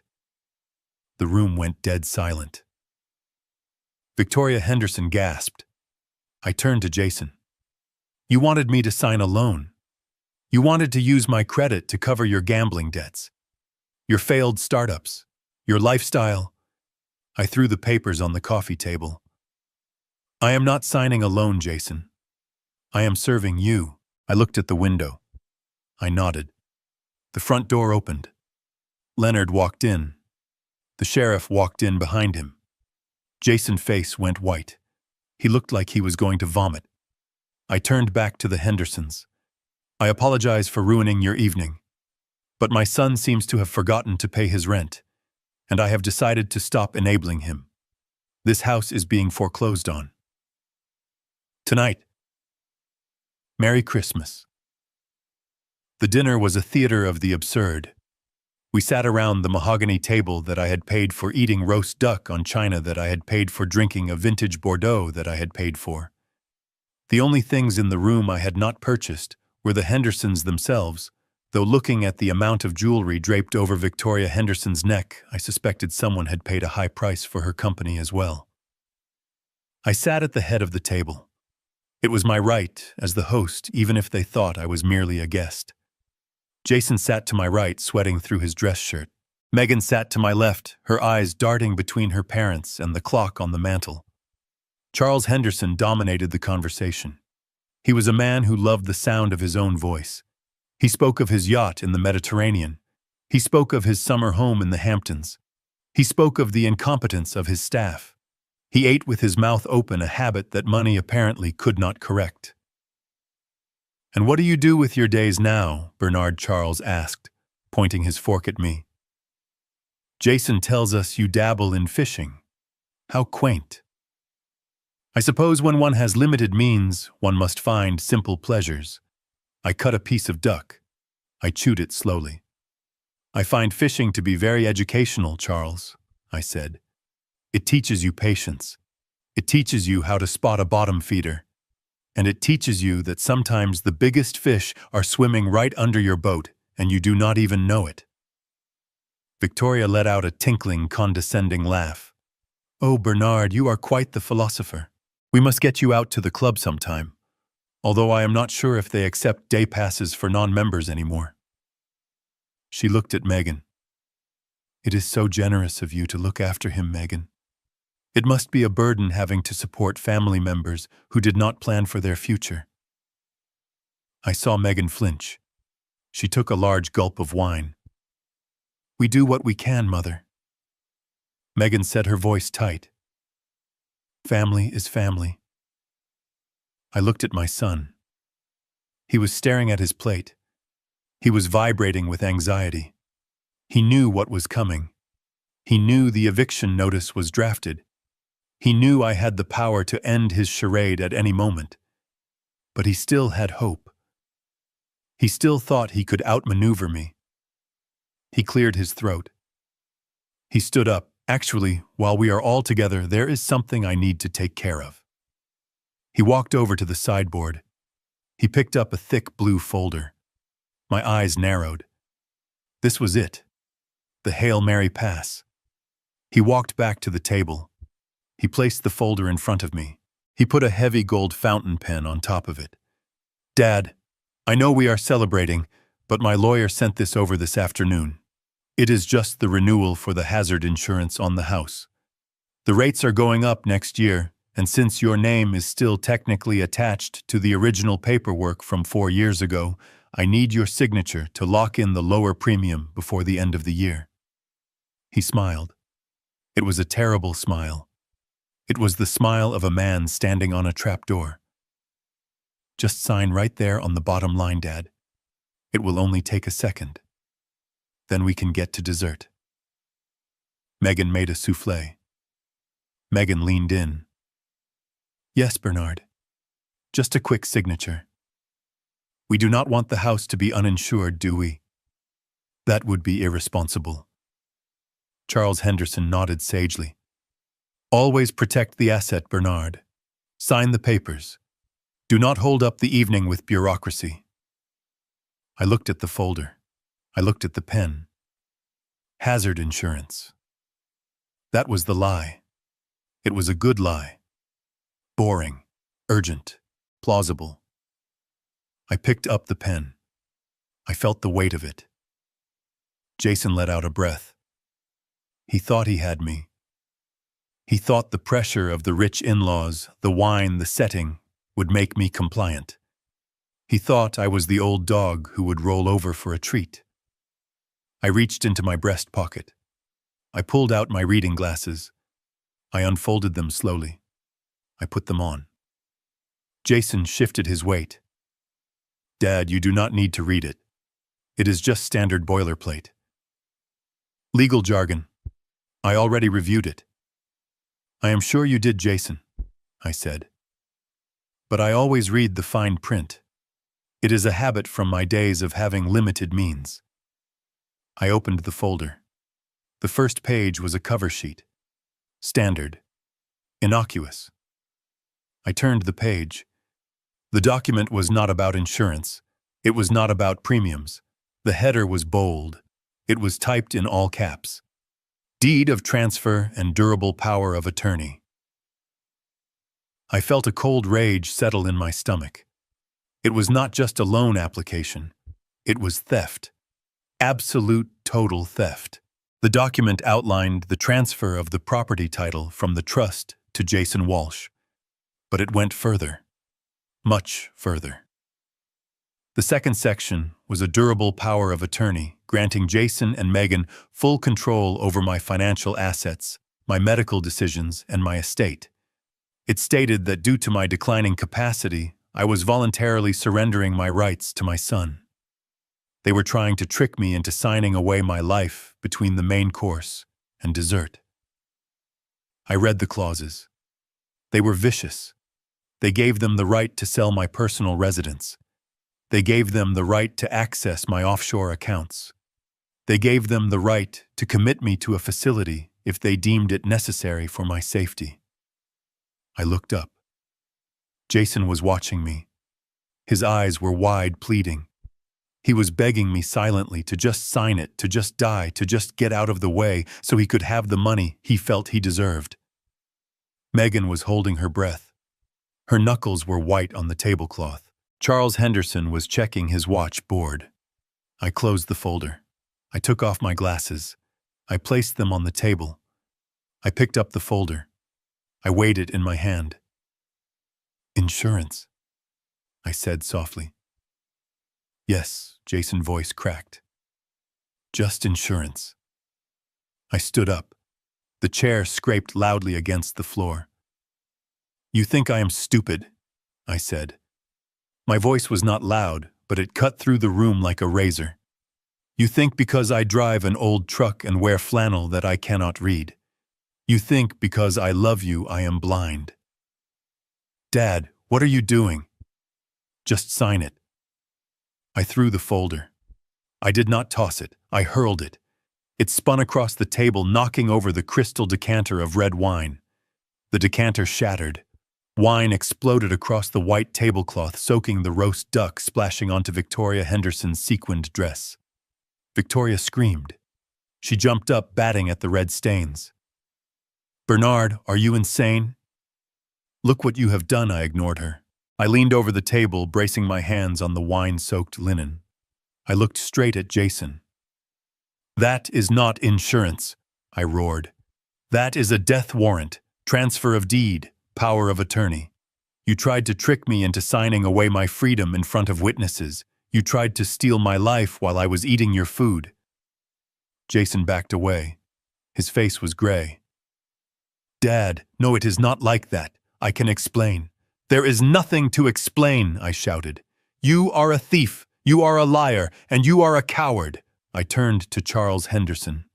He was standing now, looking furious. You want to know what I do with my days, Charles?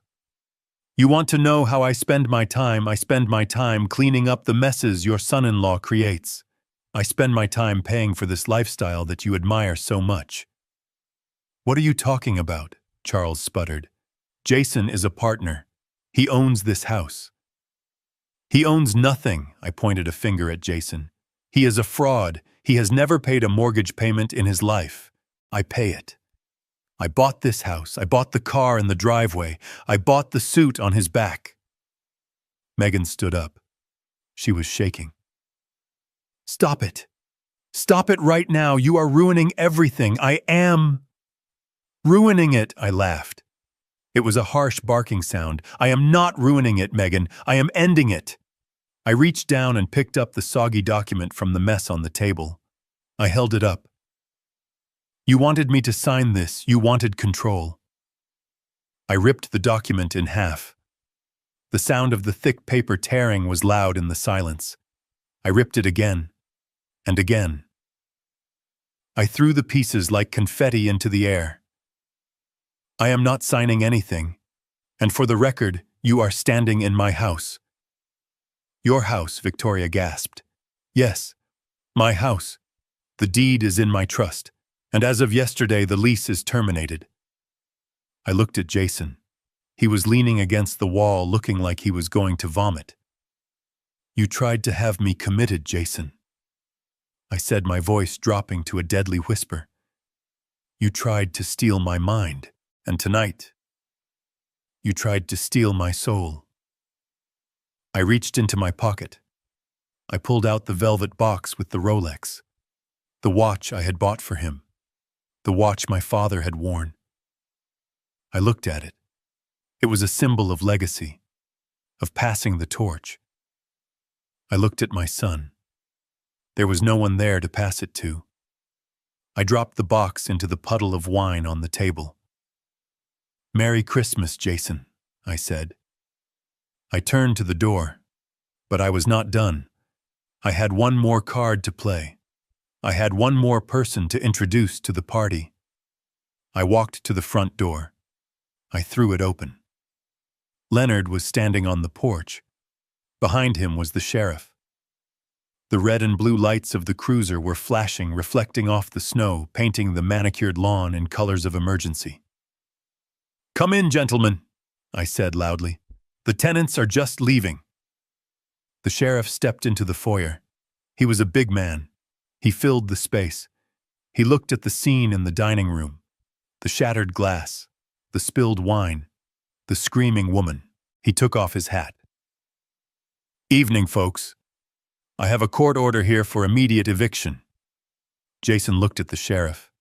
He looked at me. And finally, the reality broke him. He slid down the wall. He put his head in his hands, and he began to weep. It was not the cry of a man who was sorry. It was the cry of a child who had been caught. I watched him for a second. I felt nothing. The cord was cut. I turned to Leonard. Handle it, I said. I walked out into the cold night air. The snow was still falling. It was beautiful. It covered the corruption. It covered the lies. I got into my truck. I did not look back at the house. I did not look back at the lights. I drove away.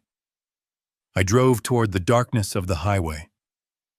I had nowhere to be, no one to see. But for the first time in 4 years, I could breathe. The sheriff stood by the door, his hand resting casually near his belt, a silent sentinel of the law. Jason was on the floor, weeping into his hands. But Megan was not done. She was a fighter, a cornered animal who refused to see the cage closing around her. She stepped over her husband. She marched up to me, her face twisted into a snarl that cracked her heavy makeup.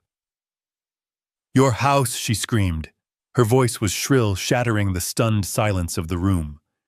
"You are lying. You are a senile old man. You are a leech, Bernard. A leech. You come here in a rented tuxedo trying to steal our thunder because you are jealous. You are jealous that your son is successful. You are jealous that he has a life you could only dream of." She turned to her parents, arms wide, appealing to the jury. "Look at him. He lives in a shack. He drives a truck that belongs in a junkyard. He has not bought a new pair of shoes in 5 years. And he wants you to believe he owns this estate. He is sick. He has dementia. Jason has been supporting him for years. That is where our money went. We have been paying for his medical bills, his food, his very existence." I watched her. I watched the lies spill out of her mouth like black oil. She was good. She almost believed it herself. Victoria Henderson looked uncertain. She looked at my tuxedo, then at my face, then at her daughter. The seed of doubt was planted. Megan was playing the victim card perfectly. "You are a parasite," Bernard. Megan spat at me. "You are nothing but a burden. And now you try to ruin Christmas with this theater. Get out. Get out before we press charges for trespassing."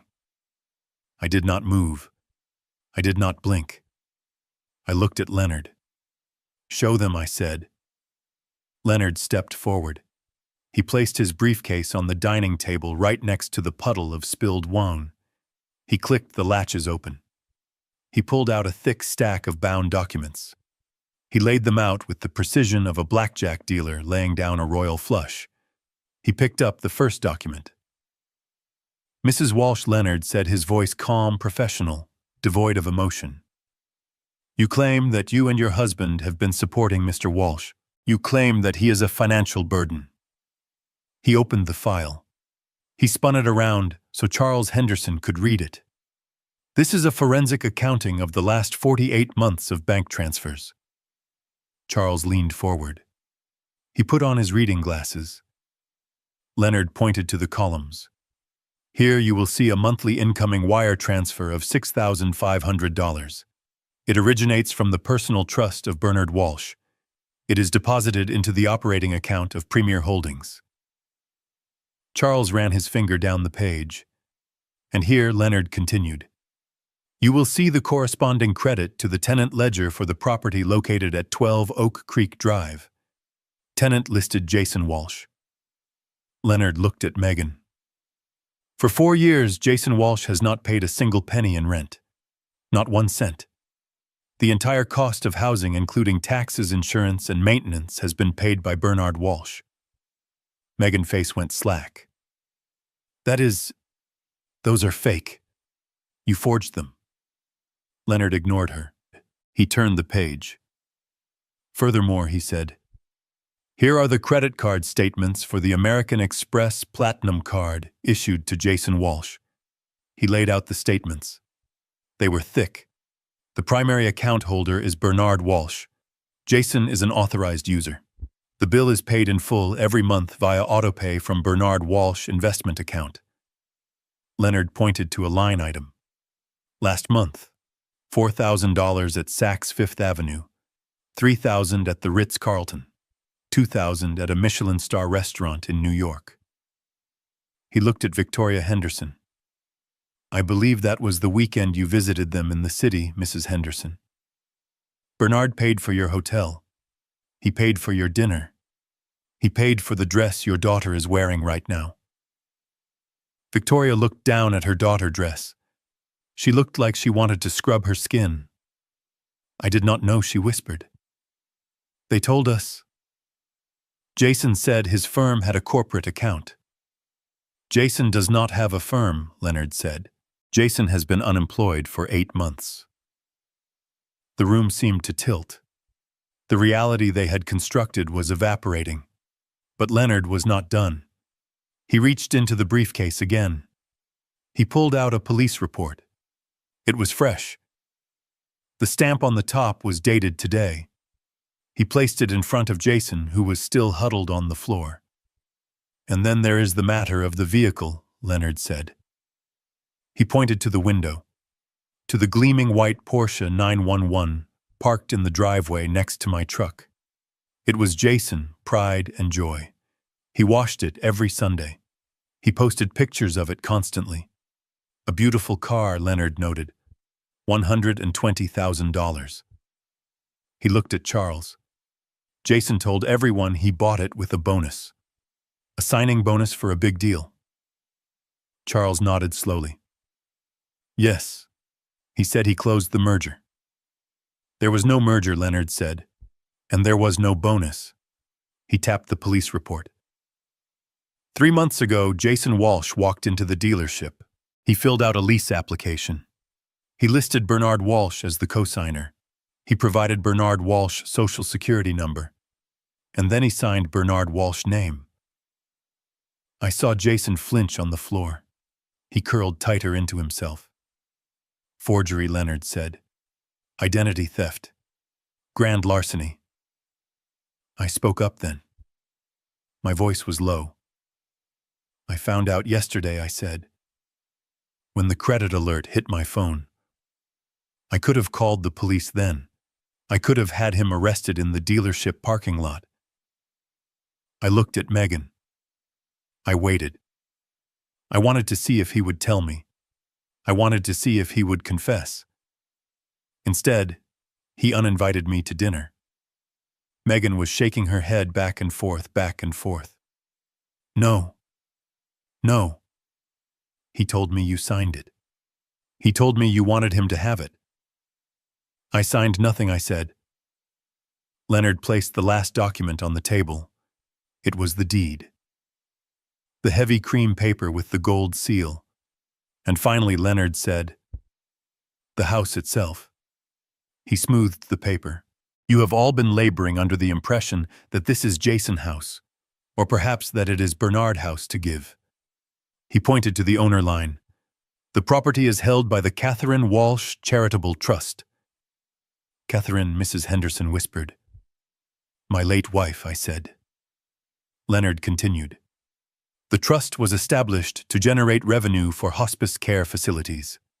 The rent from this property was supposed to go to dying patients who cannot afford care. He looked at Jason with pure disgust. Bernard allowed Jason to live here under a rent-to-own agreement. The rent payments were supposed to go into the charity fund. But since Jason could not pay, Bernard paid the trust himself. He has been effectively donating $6,000 a month to his wife's charity, just to keep his son housed. Leonard closed the briefcase. The snap of the locks was like a gavel coming down. Jason Walsh is not a homeowner. He is a charity case. And he has been stealing from a fund meant for the terminally ill. The silence that followed was absolute. It was heavy. It was suffocating. Charles Henderson stood there, his face turning a dark shade of purple. He looked at the documents spread out on the table. The forensic accounting. The police report. The deed. He looked at the wine stains on the tablecloth. He looked at his daughter. Megan, he said. His voice was a growl. Is this true? Megan tried to speak. Her mouth opened, but no sound came out. She looked at Jason. She looked at me. She looked at the sheriff. Is it true? Charles roared. Megan crumbled. She fell into the chair, burying her face in her hands. We needed, she sobbed. Charles Henderson turned to Jason. He walked over to where his son-in-law lay on the floor. He kicked him. Not hard, but with enough contempt to bruise a soul. "Get up," Charles barked. Jason scrambled to his feet. He wiped his nose on his sleeve. He looked pathetic, a boy in a man-suit. "You told me you were a partner," Charles said, his voice shaking with rage. "You told me you were managing assets. You told me this house was paid off. I was going to—" Jason stammered. "You are a liar," Charles said. "You are a fraud, and you are a thief." He turned to me. He looked me in the eye. For the first time all night there was no condescension. There was only shame. "Mr. Walsh," Charles said, "I owe you an apology." I nodded. "You do," I said, "but not as much as they do." I looked at Jason and Megan. They were broken. The facade was gone. The paint had peeled away, and all that was left was the rot underneath. The sheriff stepped forward. He cleared his throat. "Mr. Walsh," he said, addressing me, "do you want to press charges regarding the vehicle?" I looked at Jason. He stopped breathing. He looked at me with wide, terrified eyes. He knew that if I said yes, he was going away. He knew that forgery over $100,000 was mandatory prison time. I looked at the Porsche out the window. It was just metal. It was just a symbol of his vanity. I looked back at my son. "Not tonight, Sheriff," I said. "Tonight is Christmas Eve. I will not send my son to jail on Christmas." Jason let out a sob of relief, but I continued, my voice hardening. "I want the keys, now, and I want the car off my property." Jason fumbled in his pocket. He pulled out the key fob. He handed it to the sheriff with a shaking hand. "And the house keys," I said. He dug into his other pocket. He placed the house key on the table next to the ruined insurance papers. Leonard picked them up. "You have 72 hours to vacate," Leonard said. "But given the circumstances, I suggest you leave tonight." Charles Henderson walked over to Victoria. "Come on," he said. "Get your coat." "But Dad," Megan wailed. "Where are we going?" "We are going to a hotel," Charles said. "And tomorrow we are going back to New York." Megan stood up. "I am coming with you. I cannot stay here." Charles stopped. He looked at his daughter. He looked at the mess she had helped create. He looked at the way she had treated me. "No," he said. What Megan gasped. "You made your bed," Megan, Charles said. "You lied to us for years. You helped him run this scam. You humiliated this man in his own home." He gestured to me. "You are staying with your husband. You are going to figure this out. Do not call me for money. Do not call me for a lawyer. You are cut off." He took his wife's arm. They walked to the door. Mr. Henderson stopped in front of me. He extended his hand again. This time it was respectful. "Merry Christmas, Mr. Walsh. I am sorry for the intrusion." "Merry Christmas, Charles," I said. They walked out. The door closed. The room was quiet again. Just me, Leonard, the sheriff, and the two people who had tried to destroy me. Jason and Megan stood in the wreckage of their dinner party. The food was cold. The wine was spilled. The guests were gone.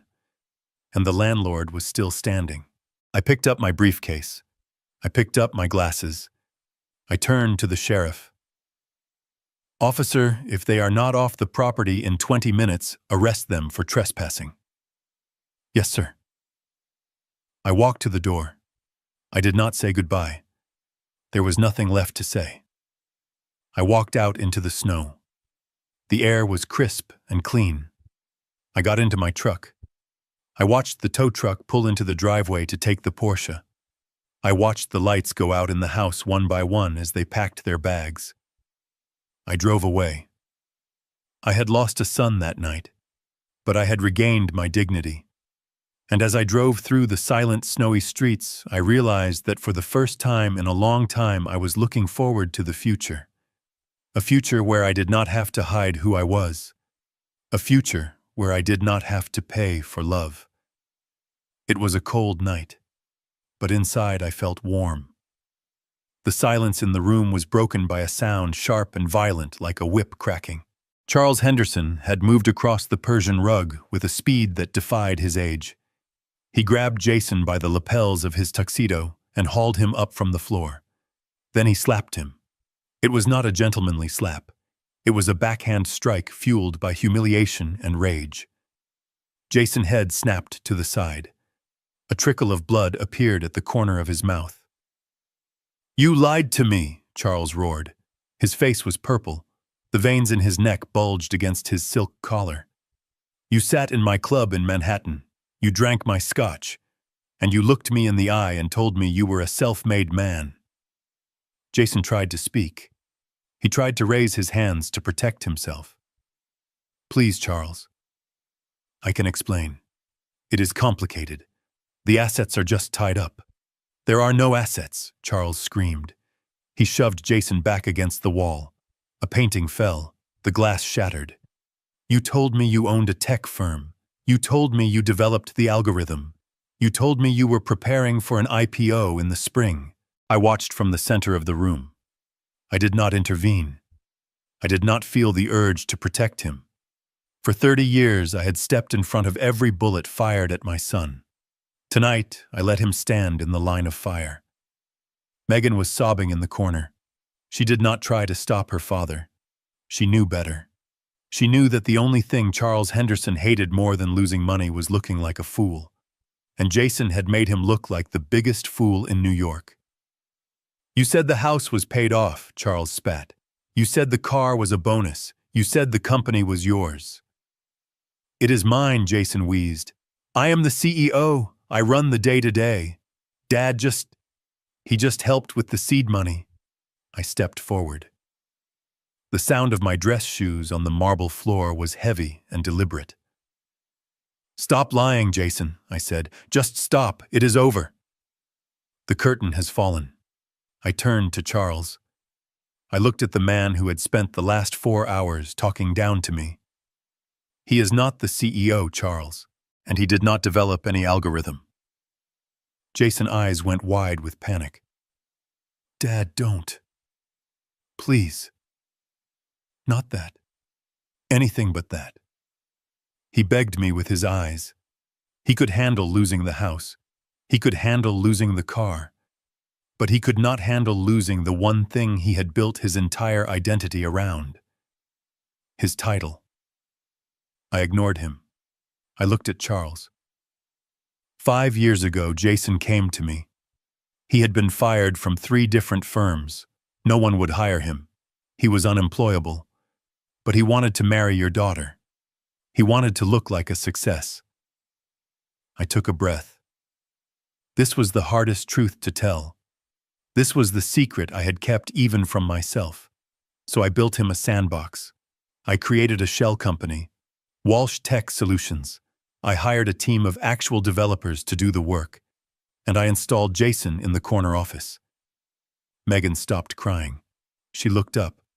Her mascara was running down her face. "What are you talking about, Bernard? I have been to his office. I have seen his staff." "You saw actors, Megan," I said. "You saw employees I paid to nod at your husband. You saw a play." I turned back to Jason. His salary of $300,000 a year. I paid that. From my personal account. The quarterly bonuses. I paid those. The business trips to Tokyo and London. I funded them so he could feel important. So he could feel like a man. I let the words hang in the air. He does not work, Charles. He sits in an office I pay for playing video games and signing paperwork that goes nowhere. He is not a tech mogul. He is a man on an allowance. A very expensive allowance that I have maintained to keep him from feeling like a failure. Jason slid down the wall until he hit the floor. He pulled his knees to his chest. He looked small. He looked like a child who had been stripped of his costume. Charles Henderson looked at his son-in-law with a mixture of horror and revulsion. "You mean to tell me," Charles said, his voice shaking, "that my daughter is married to a man who has never earned $1 in his life?" "I mean to tell you," I said, "that your daughter is married to a man who is entirely a construction of my bank account. And as of tonight, the construction project is finished." I reached into my jacket pocket. I pulled out my phone. I dialed a number. I put it on speaker. The room was silent. Everyone listened. A voice answered. "Hello, Mr. Walsh." "Hello, Leonard," I said. "Are you still in the car?" "I am right outside." "Execute Order 66, Leonard. Dissolve Walsh Tech Solutions. Terminate all contracts. And cut the payroll." "Done," Leonard said. "The email just went out to the staff. The servers are being wiped as we speak." I hung up. I looked down at Jason. "You are fired." It was 2 words. Simple. Clean. But they hit him harder than the slap. "You cannot do that," Jason whispered. "It is my life. It is who I am." "It was never who you were," I said. "It was who I bought. And I am done paying for it." Charles Henderson turned away from Jason.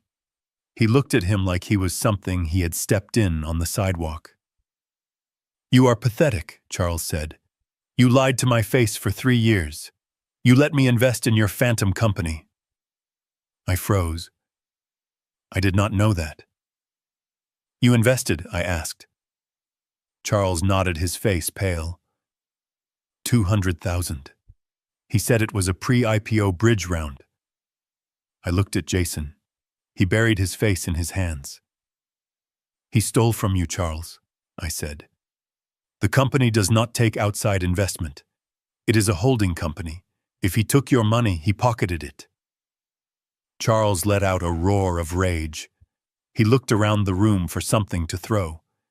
He settled for a heavy crystal vase on the mantel. He hurled it at the wall above Jason's head. "I am calling the district attorney." Charles shouted, "I am going to have you buried under the jail." Megan stood up. She walked over to her husband. She looked down at him. I thought she might comfort him.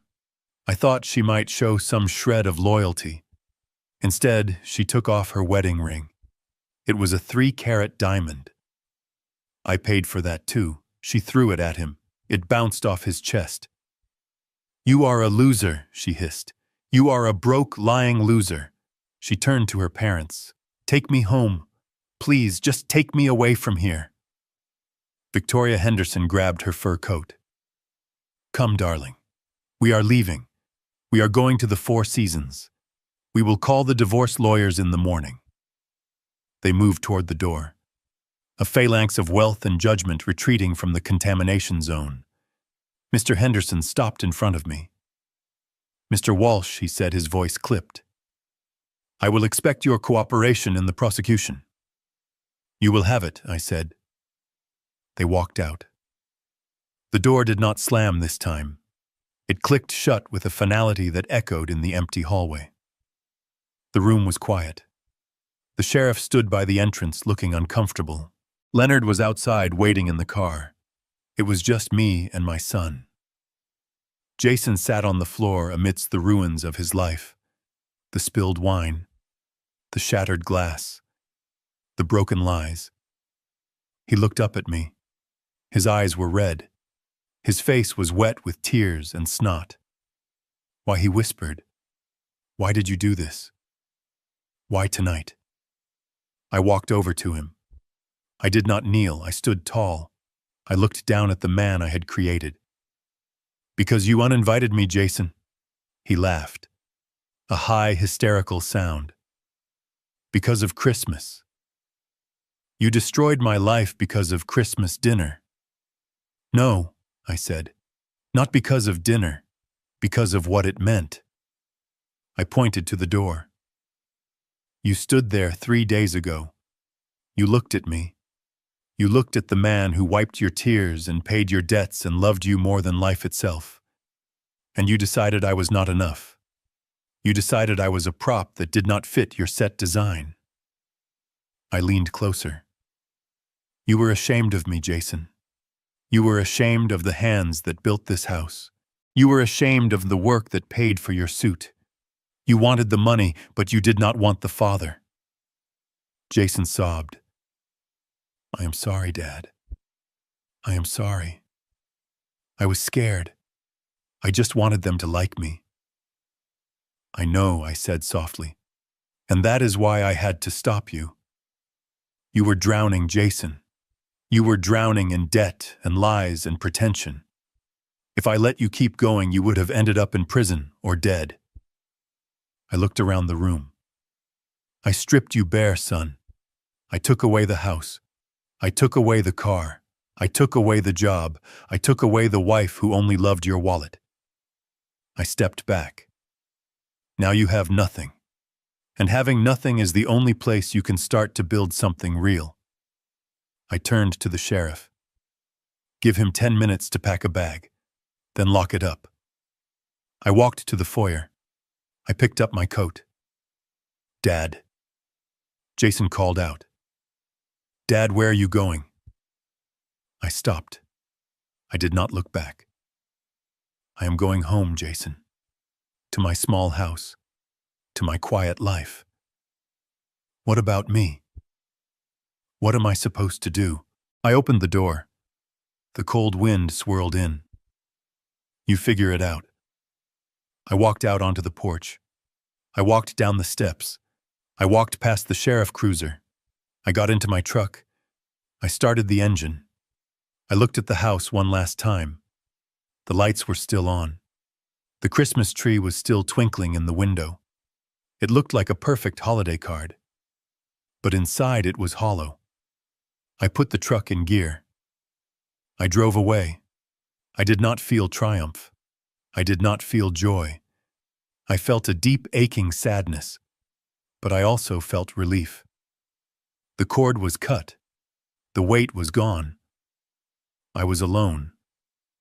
But for the first time in years, I was not being dragged down. I drove into the night, leaving the ruins of my sun fantasy behind me. Tomorrow, the sun would rise. Tomorrow, the house would be boarded up.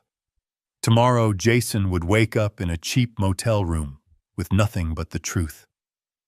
It was the best Christmas gift I could have given him. 3 months passed since the night the lights went out at the mansion. The winter thawed into a wet, gray spring. The snow that had covered the lies melted away, leaving the bare, hard ground exposed. My life returned to the quiet rhythm I had fought so hard to protect.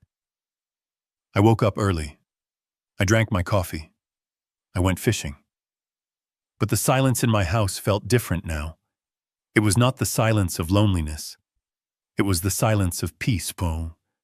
I heard about the divorce through Leonard. He called me on a Tuesday morning while I was fixing the fence in my backyard. The paperwork had been filed in New York. Megan did not waste time. As soon as the money dried up, her love evaporated like a puddle in the sun. She cited irreconcilable differences. The difference being that she wanted a millionaire and she got a fraud. Leonard told me the Hendersons had scrubbed the internet. They paid a reputation management firm to bury any mention of the wedding. They erased Jason from their family history as if he were a clerical error. They cut Megan off too for the embarrassment of bringing a pauper into their circle. She was back in the city hunting for a new husband, but she was doing it without the Henderson Trust Fund. They devoured each other. It was inevitable. I did not ask about Jason. I did not check on him. I needed to let the silence do the heavy lifting. I needed him to feel the weight of his own existence without my shoulder supporting it. But I knew he would come. The desperate always return to the well even when they know it is dry. He showed up on a rainy afternoon in March. I saw him pull up to the curb. He was not driving the Porsche. He was driving a beat-up sedan with a rusted door panel and a cracked windshield. It looked like the kind of car you buy for $500 and pray it starts in the morning. I watched him get out. He looked older. The boyish charm was gone, stripped away by 90 days of reality. He had lost weight. His expensive haircut had grown out shaggy and unkempt. He was wearing a uniform, a blue windbreaker with the logo of a courier service on the chest. He walked up the path. He did not swagger.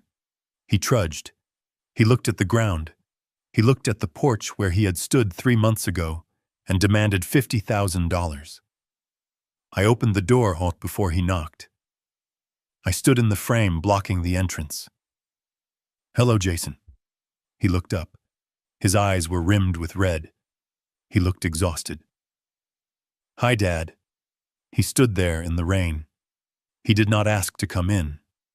He knew better. "I heard about Megan," I said. He let out a short, bitter laugh. "Yeah. She didn't stick around long after the eviction. She said I tricked her. She said I wasted her prime years. She took the jewelry. She took the designer bags. She left the rest. It is hard to build a life on a foundation of lies, Jason. It usually collapses." He wiped the rain from his face. "I am living in a basement apartment on the south side. It smells like mold. The heating barely works. It sounds like it is within your budget. I am driving a delivery route. 10 hours a day. Packages, food, whatever. My boss is a kid 10 years younger than me. He yells at me if I am 5 minutes late. It sounds like honest work. I hate it," he burst out. The facade cracked. The entitlement bled through. "Dad, I hate it. I am exhausted. My back hurts. I can barely pay the rent. I am eating ramen noodles. I used to run a company." "You used to pretend to run a company," I corrected him. "You used to sit in a chair I paid for. Now you are working. That is the difference." He looked at me with pleading eyes, the same eyes he used when he was 10 and broke a window. "Dad, please." I learned my lesson. I get it. I really do. I was arrogant. I was ungrateful. But this is too much. I cannot live like this. I am not built for this. You are built for whatever you have to do to survive, Jason. That is what being a man is. He took a step forward. He reached out a hand. "Just help me get back on my feet. I am not asking for the mansion. I am not asking for the Porsche. Just a loan. Just enough to get a decent apartment. Maybe some seed money to start a small business. Real estate. I could flip houses. I learned from you." I looked at his hand. It was calloused. It was dirty. It was the first time in his life I had seen his hands look like working hands. But his mind was still broken. He still thought there was a shortcut. He still thought he could flip his way out of the hole. I shook my head. "No. Dad." He started to cry. It was a jagged, ugly sound. "Please. I am your son. I am sorry. I am so sorry for everything. For Christmas. For the fraud. For everything. Just forgive me. Please forgive me and help me." I looked at him weeping in the rain. I felt the old instinct rise up. The instinct to fix it. To write the check. To make the pain go away. But then I remembered the look on his face when he handed me the insurance papers. I remembered the way he looked at me when he told me I wasn't welcome at dinner. If I helped him now, I would destroy him. I would validate the idea that tears are currency. I would teach him that consequences are temporary if you beg hard enough. I stepped out onto the porch. I stood toe to toe with him. "I do not have a check for you, Jason." He looked at me, his face wet with rain and tears. "Do you hate me?" he whispered. "Is that it?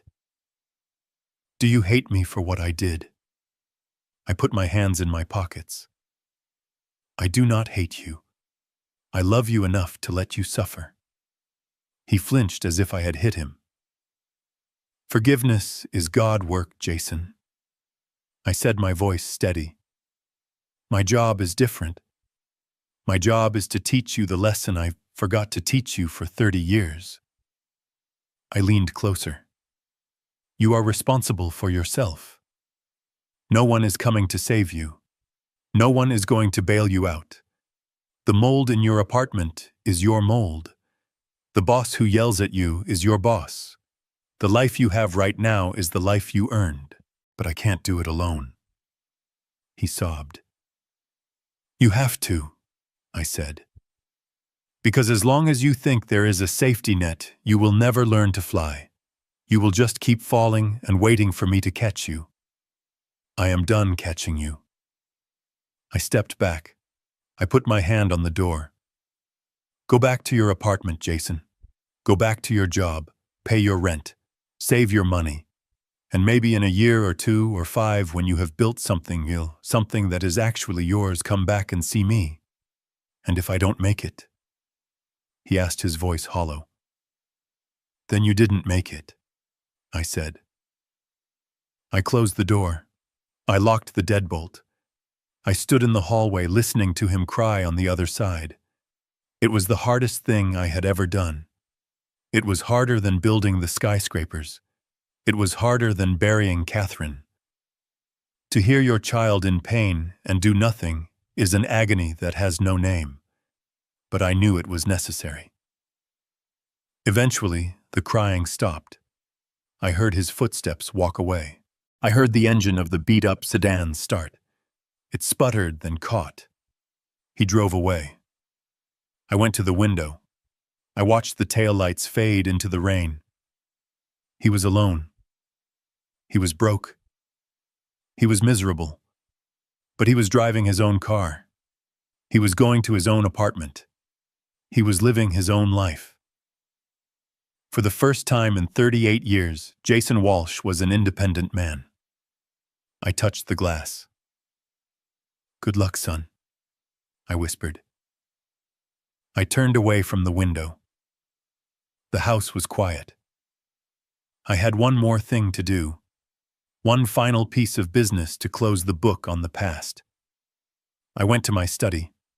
I picked up the phone. I called Leonard. It is done, I said. How did he take it? Leonard asked. About as well as you would expect. But he left. Bernard. Are you okay? I will be, I said. Now let us talk about the property. The mansion. Yes. Is it sold? We have an offer. Cash. Above asking. Take it, I said. And the proceeds. What do you want to do with the money? It is a significant sum. 1.6 million after fees. I looked at the photo of Catherine on my desk. She was smiling. She always wanted to help people. She always wanted to leave a mark that wasn't made of concrete and glass. I do not want it, I said. I do not want a dime of it. That money is poisoned. It ruined my son. I want to wash it clean. What do you have in mind? Build it, Leonard. Build the center. The Catherine Walsh Center. Yes. For the elderly. For the ones whose families forgot them. For the ones who have nowhere to go. Use every penny. Make it beautiful. Make it safe. And put her name on the door. Consider it done. I hung up. I sat back in my chair. The rain drummed against the roof. I had lost a son, but I had found a purpose. I had lost the illusion of a perfect family, but I had found the truth. And the truth was quiet. The truth was peaceful. I closed my eyes. I finally rested. 6 months later, I stood in front of a construction site on the east side of the city. It used to be a derelict warehouse, a sore thumb in a forgotten neighborhood. Now it was alive. Scaffolding wrapped around the brick facade like a steel skeleton. Men in hard hats shouted over the roar of mixers and saws. Dust hung in the air, gold in the afternoon sun. Leonard Katz stood next to me. He was wearing a hard hat that looked ridiculous with his Italian suit. He held a roll of blueprints. "It is ahead of schedule, Bernard," he shouted over the noise. "We should be open by November." I looked at the building. I looked at the sign out front. The Catherine Walsh Center for Dignified Living. It was not a nursing home. It was not a facility where people went to wait for the end. It was a community. Small apartments, common gardens, a library, a workshop, a place for people who had worked hard all their lives and had nothing to show for it but calluses and memories. People like the man I pretended to be for 5 years. "I spent every dime, Leonard," I said. "Every dime," Leonard confirmed. "The proceeds from the mansion sale. The rest of your liquid assets. You kept enough for your pension and your travel fund, but the rest is in the mortar." Good. I felt lighter than I had in a decade. The money that had poisoned my family was gone. It was transmuted into something that could not be stolen, something that could not be gambled away in Vegas or wasted on designer handbags. It was concrete. It was shelter. It was Catherine legacy. I turned away from the noise. "I have a plane to catch, Leonard." He shook my hand. "Send me a postcard." "And Bernard." "Yes." "Do not answer the phone." I smiled. "I won't." I walked to my truck, but I did not get in the driver's side. I opened the passenger door. Doris was sitting there. She was reading a paperback novel. She looked up and smiled. Doris was 68. She was a retired librarian who lived 3 doors down from my small house. She had short silver hair and eyes that saw everything. She was the one who brought me soup when I had the flu last winter. She was the one who sat on my porch and listened to me talk about fishing, without once asking what I did for a living or how much I had in the bank. She liked me for me. It was a novel concept. "Ready for an adventure, Bernard?"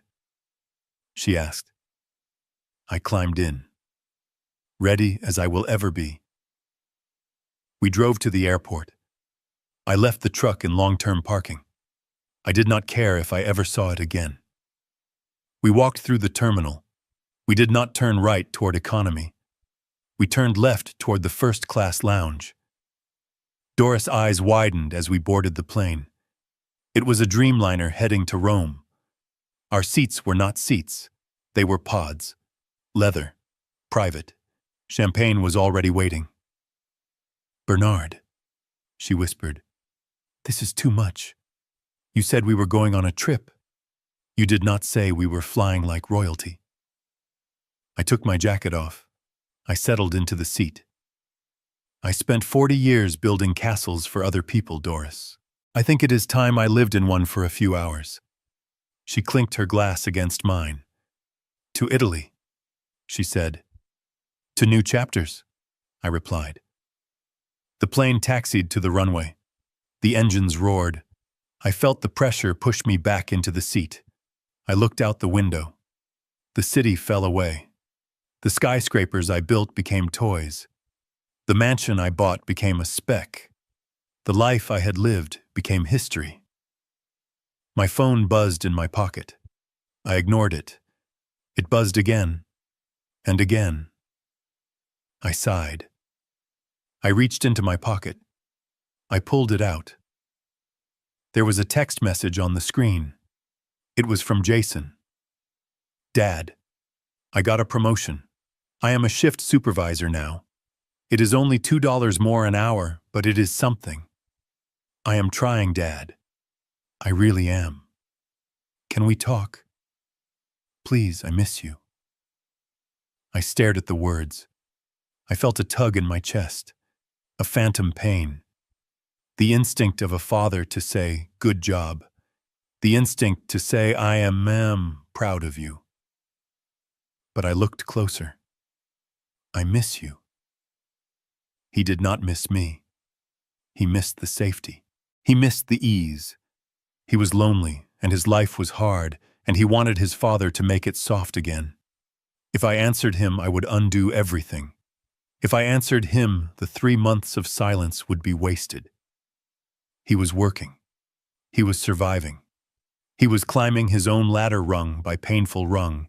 He was finally becoming a man, and the only way to keep him a man was to stay a ghost. I looked at Doris. She was watching me. She saw the shadow cross my face. Everything okay, Bernard? I looked at the phone one last time. I thought about the warehouse in Vegas. I thought about the forged signature on the car lease. I thought about the eviction notice on Christmas Eve. I pressed the power button. The screen went black. But that was not enough. I flipped the phone over. I pried off the back case. I took out the battery. I slid the small SIM card out of its slot. It was a tiny piece of plastic and gold. It held my number.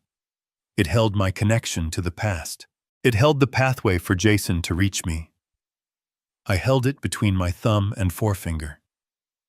I am fine, Doris, I said. I am better than fine. I snapped the SIM card in half.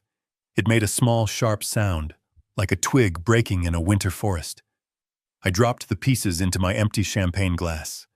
I put the dead phone back in my pocket. The plane banked.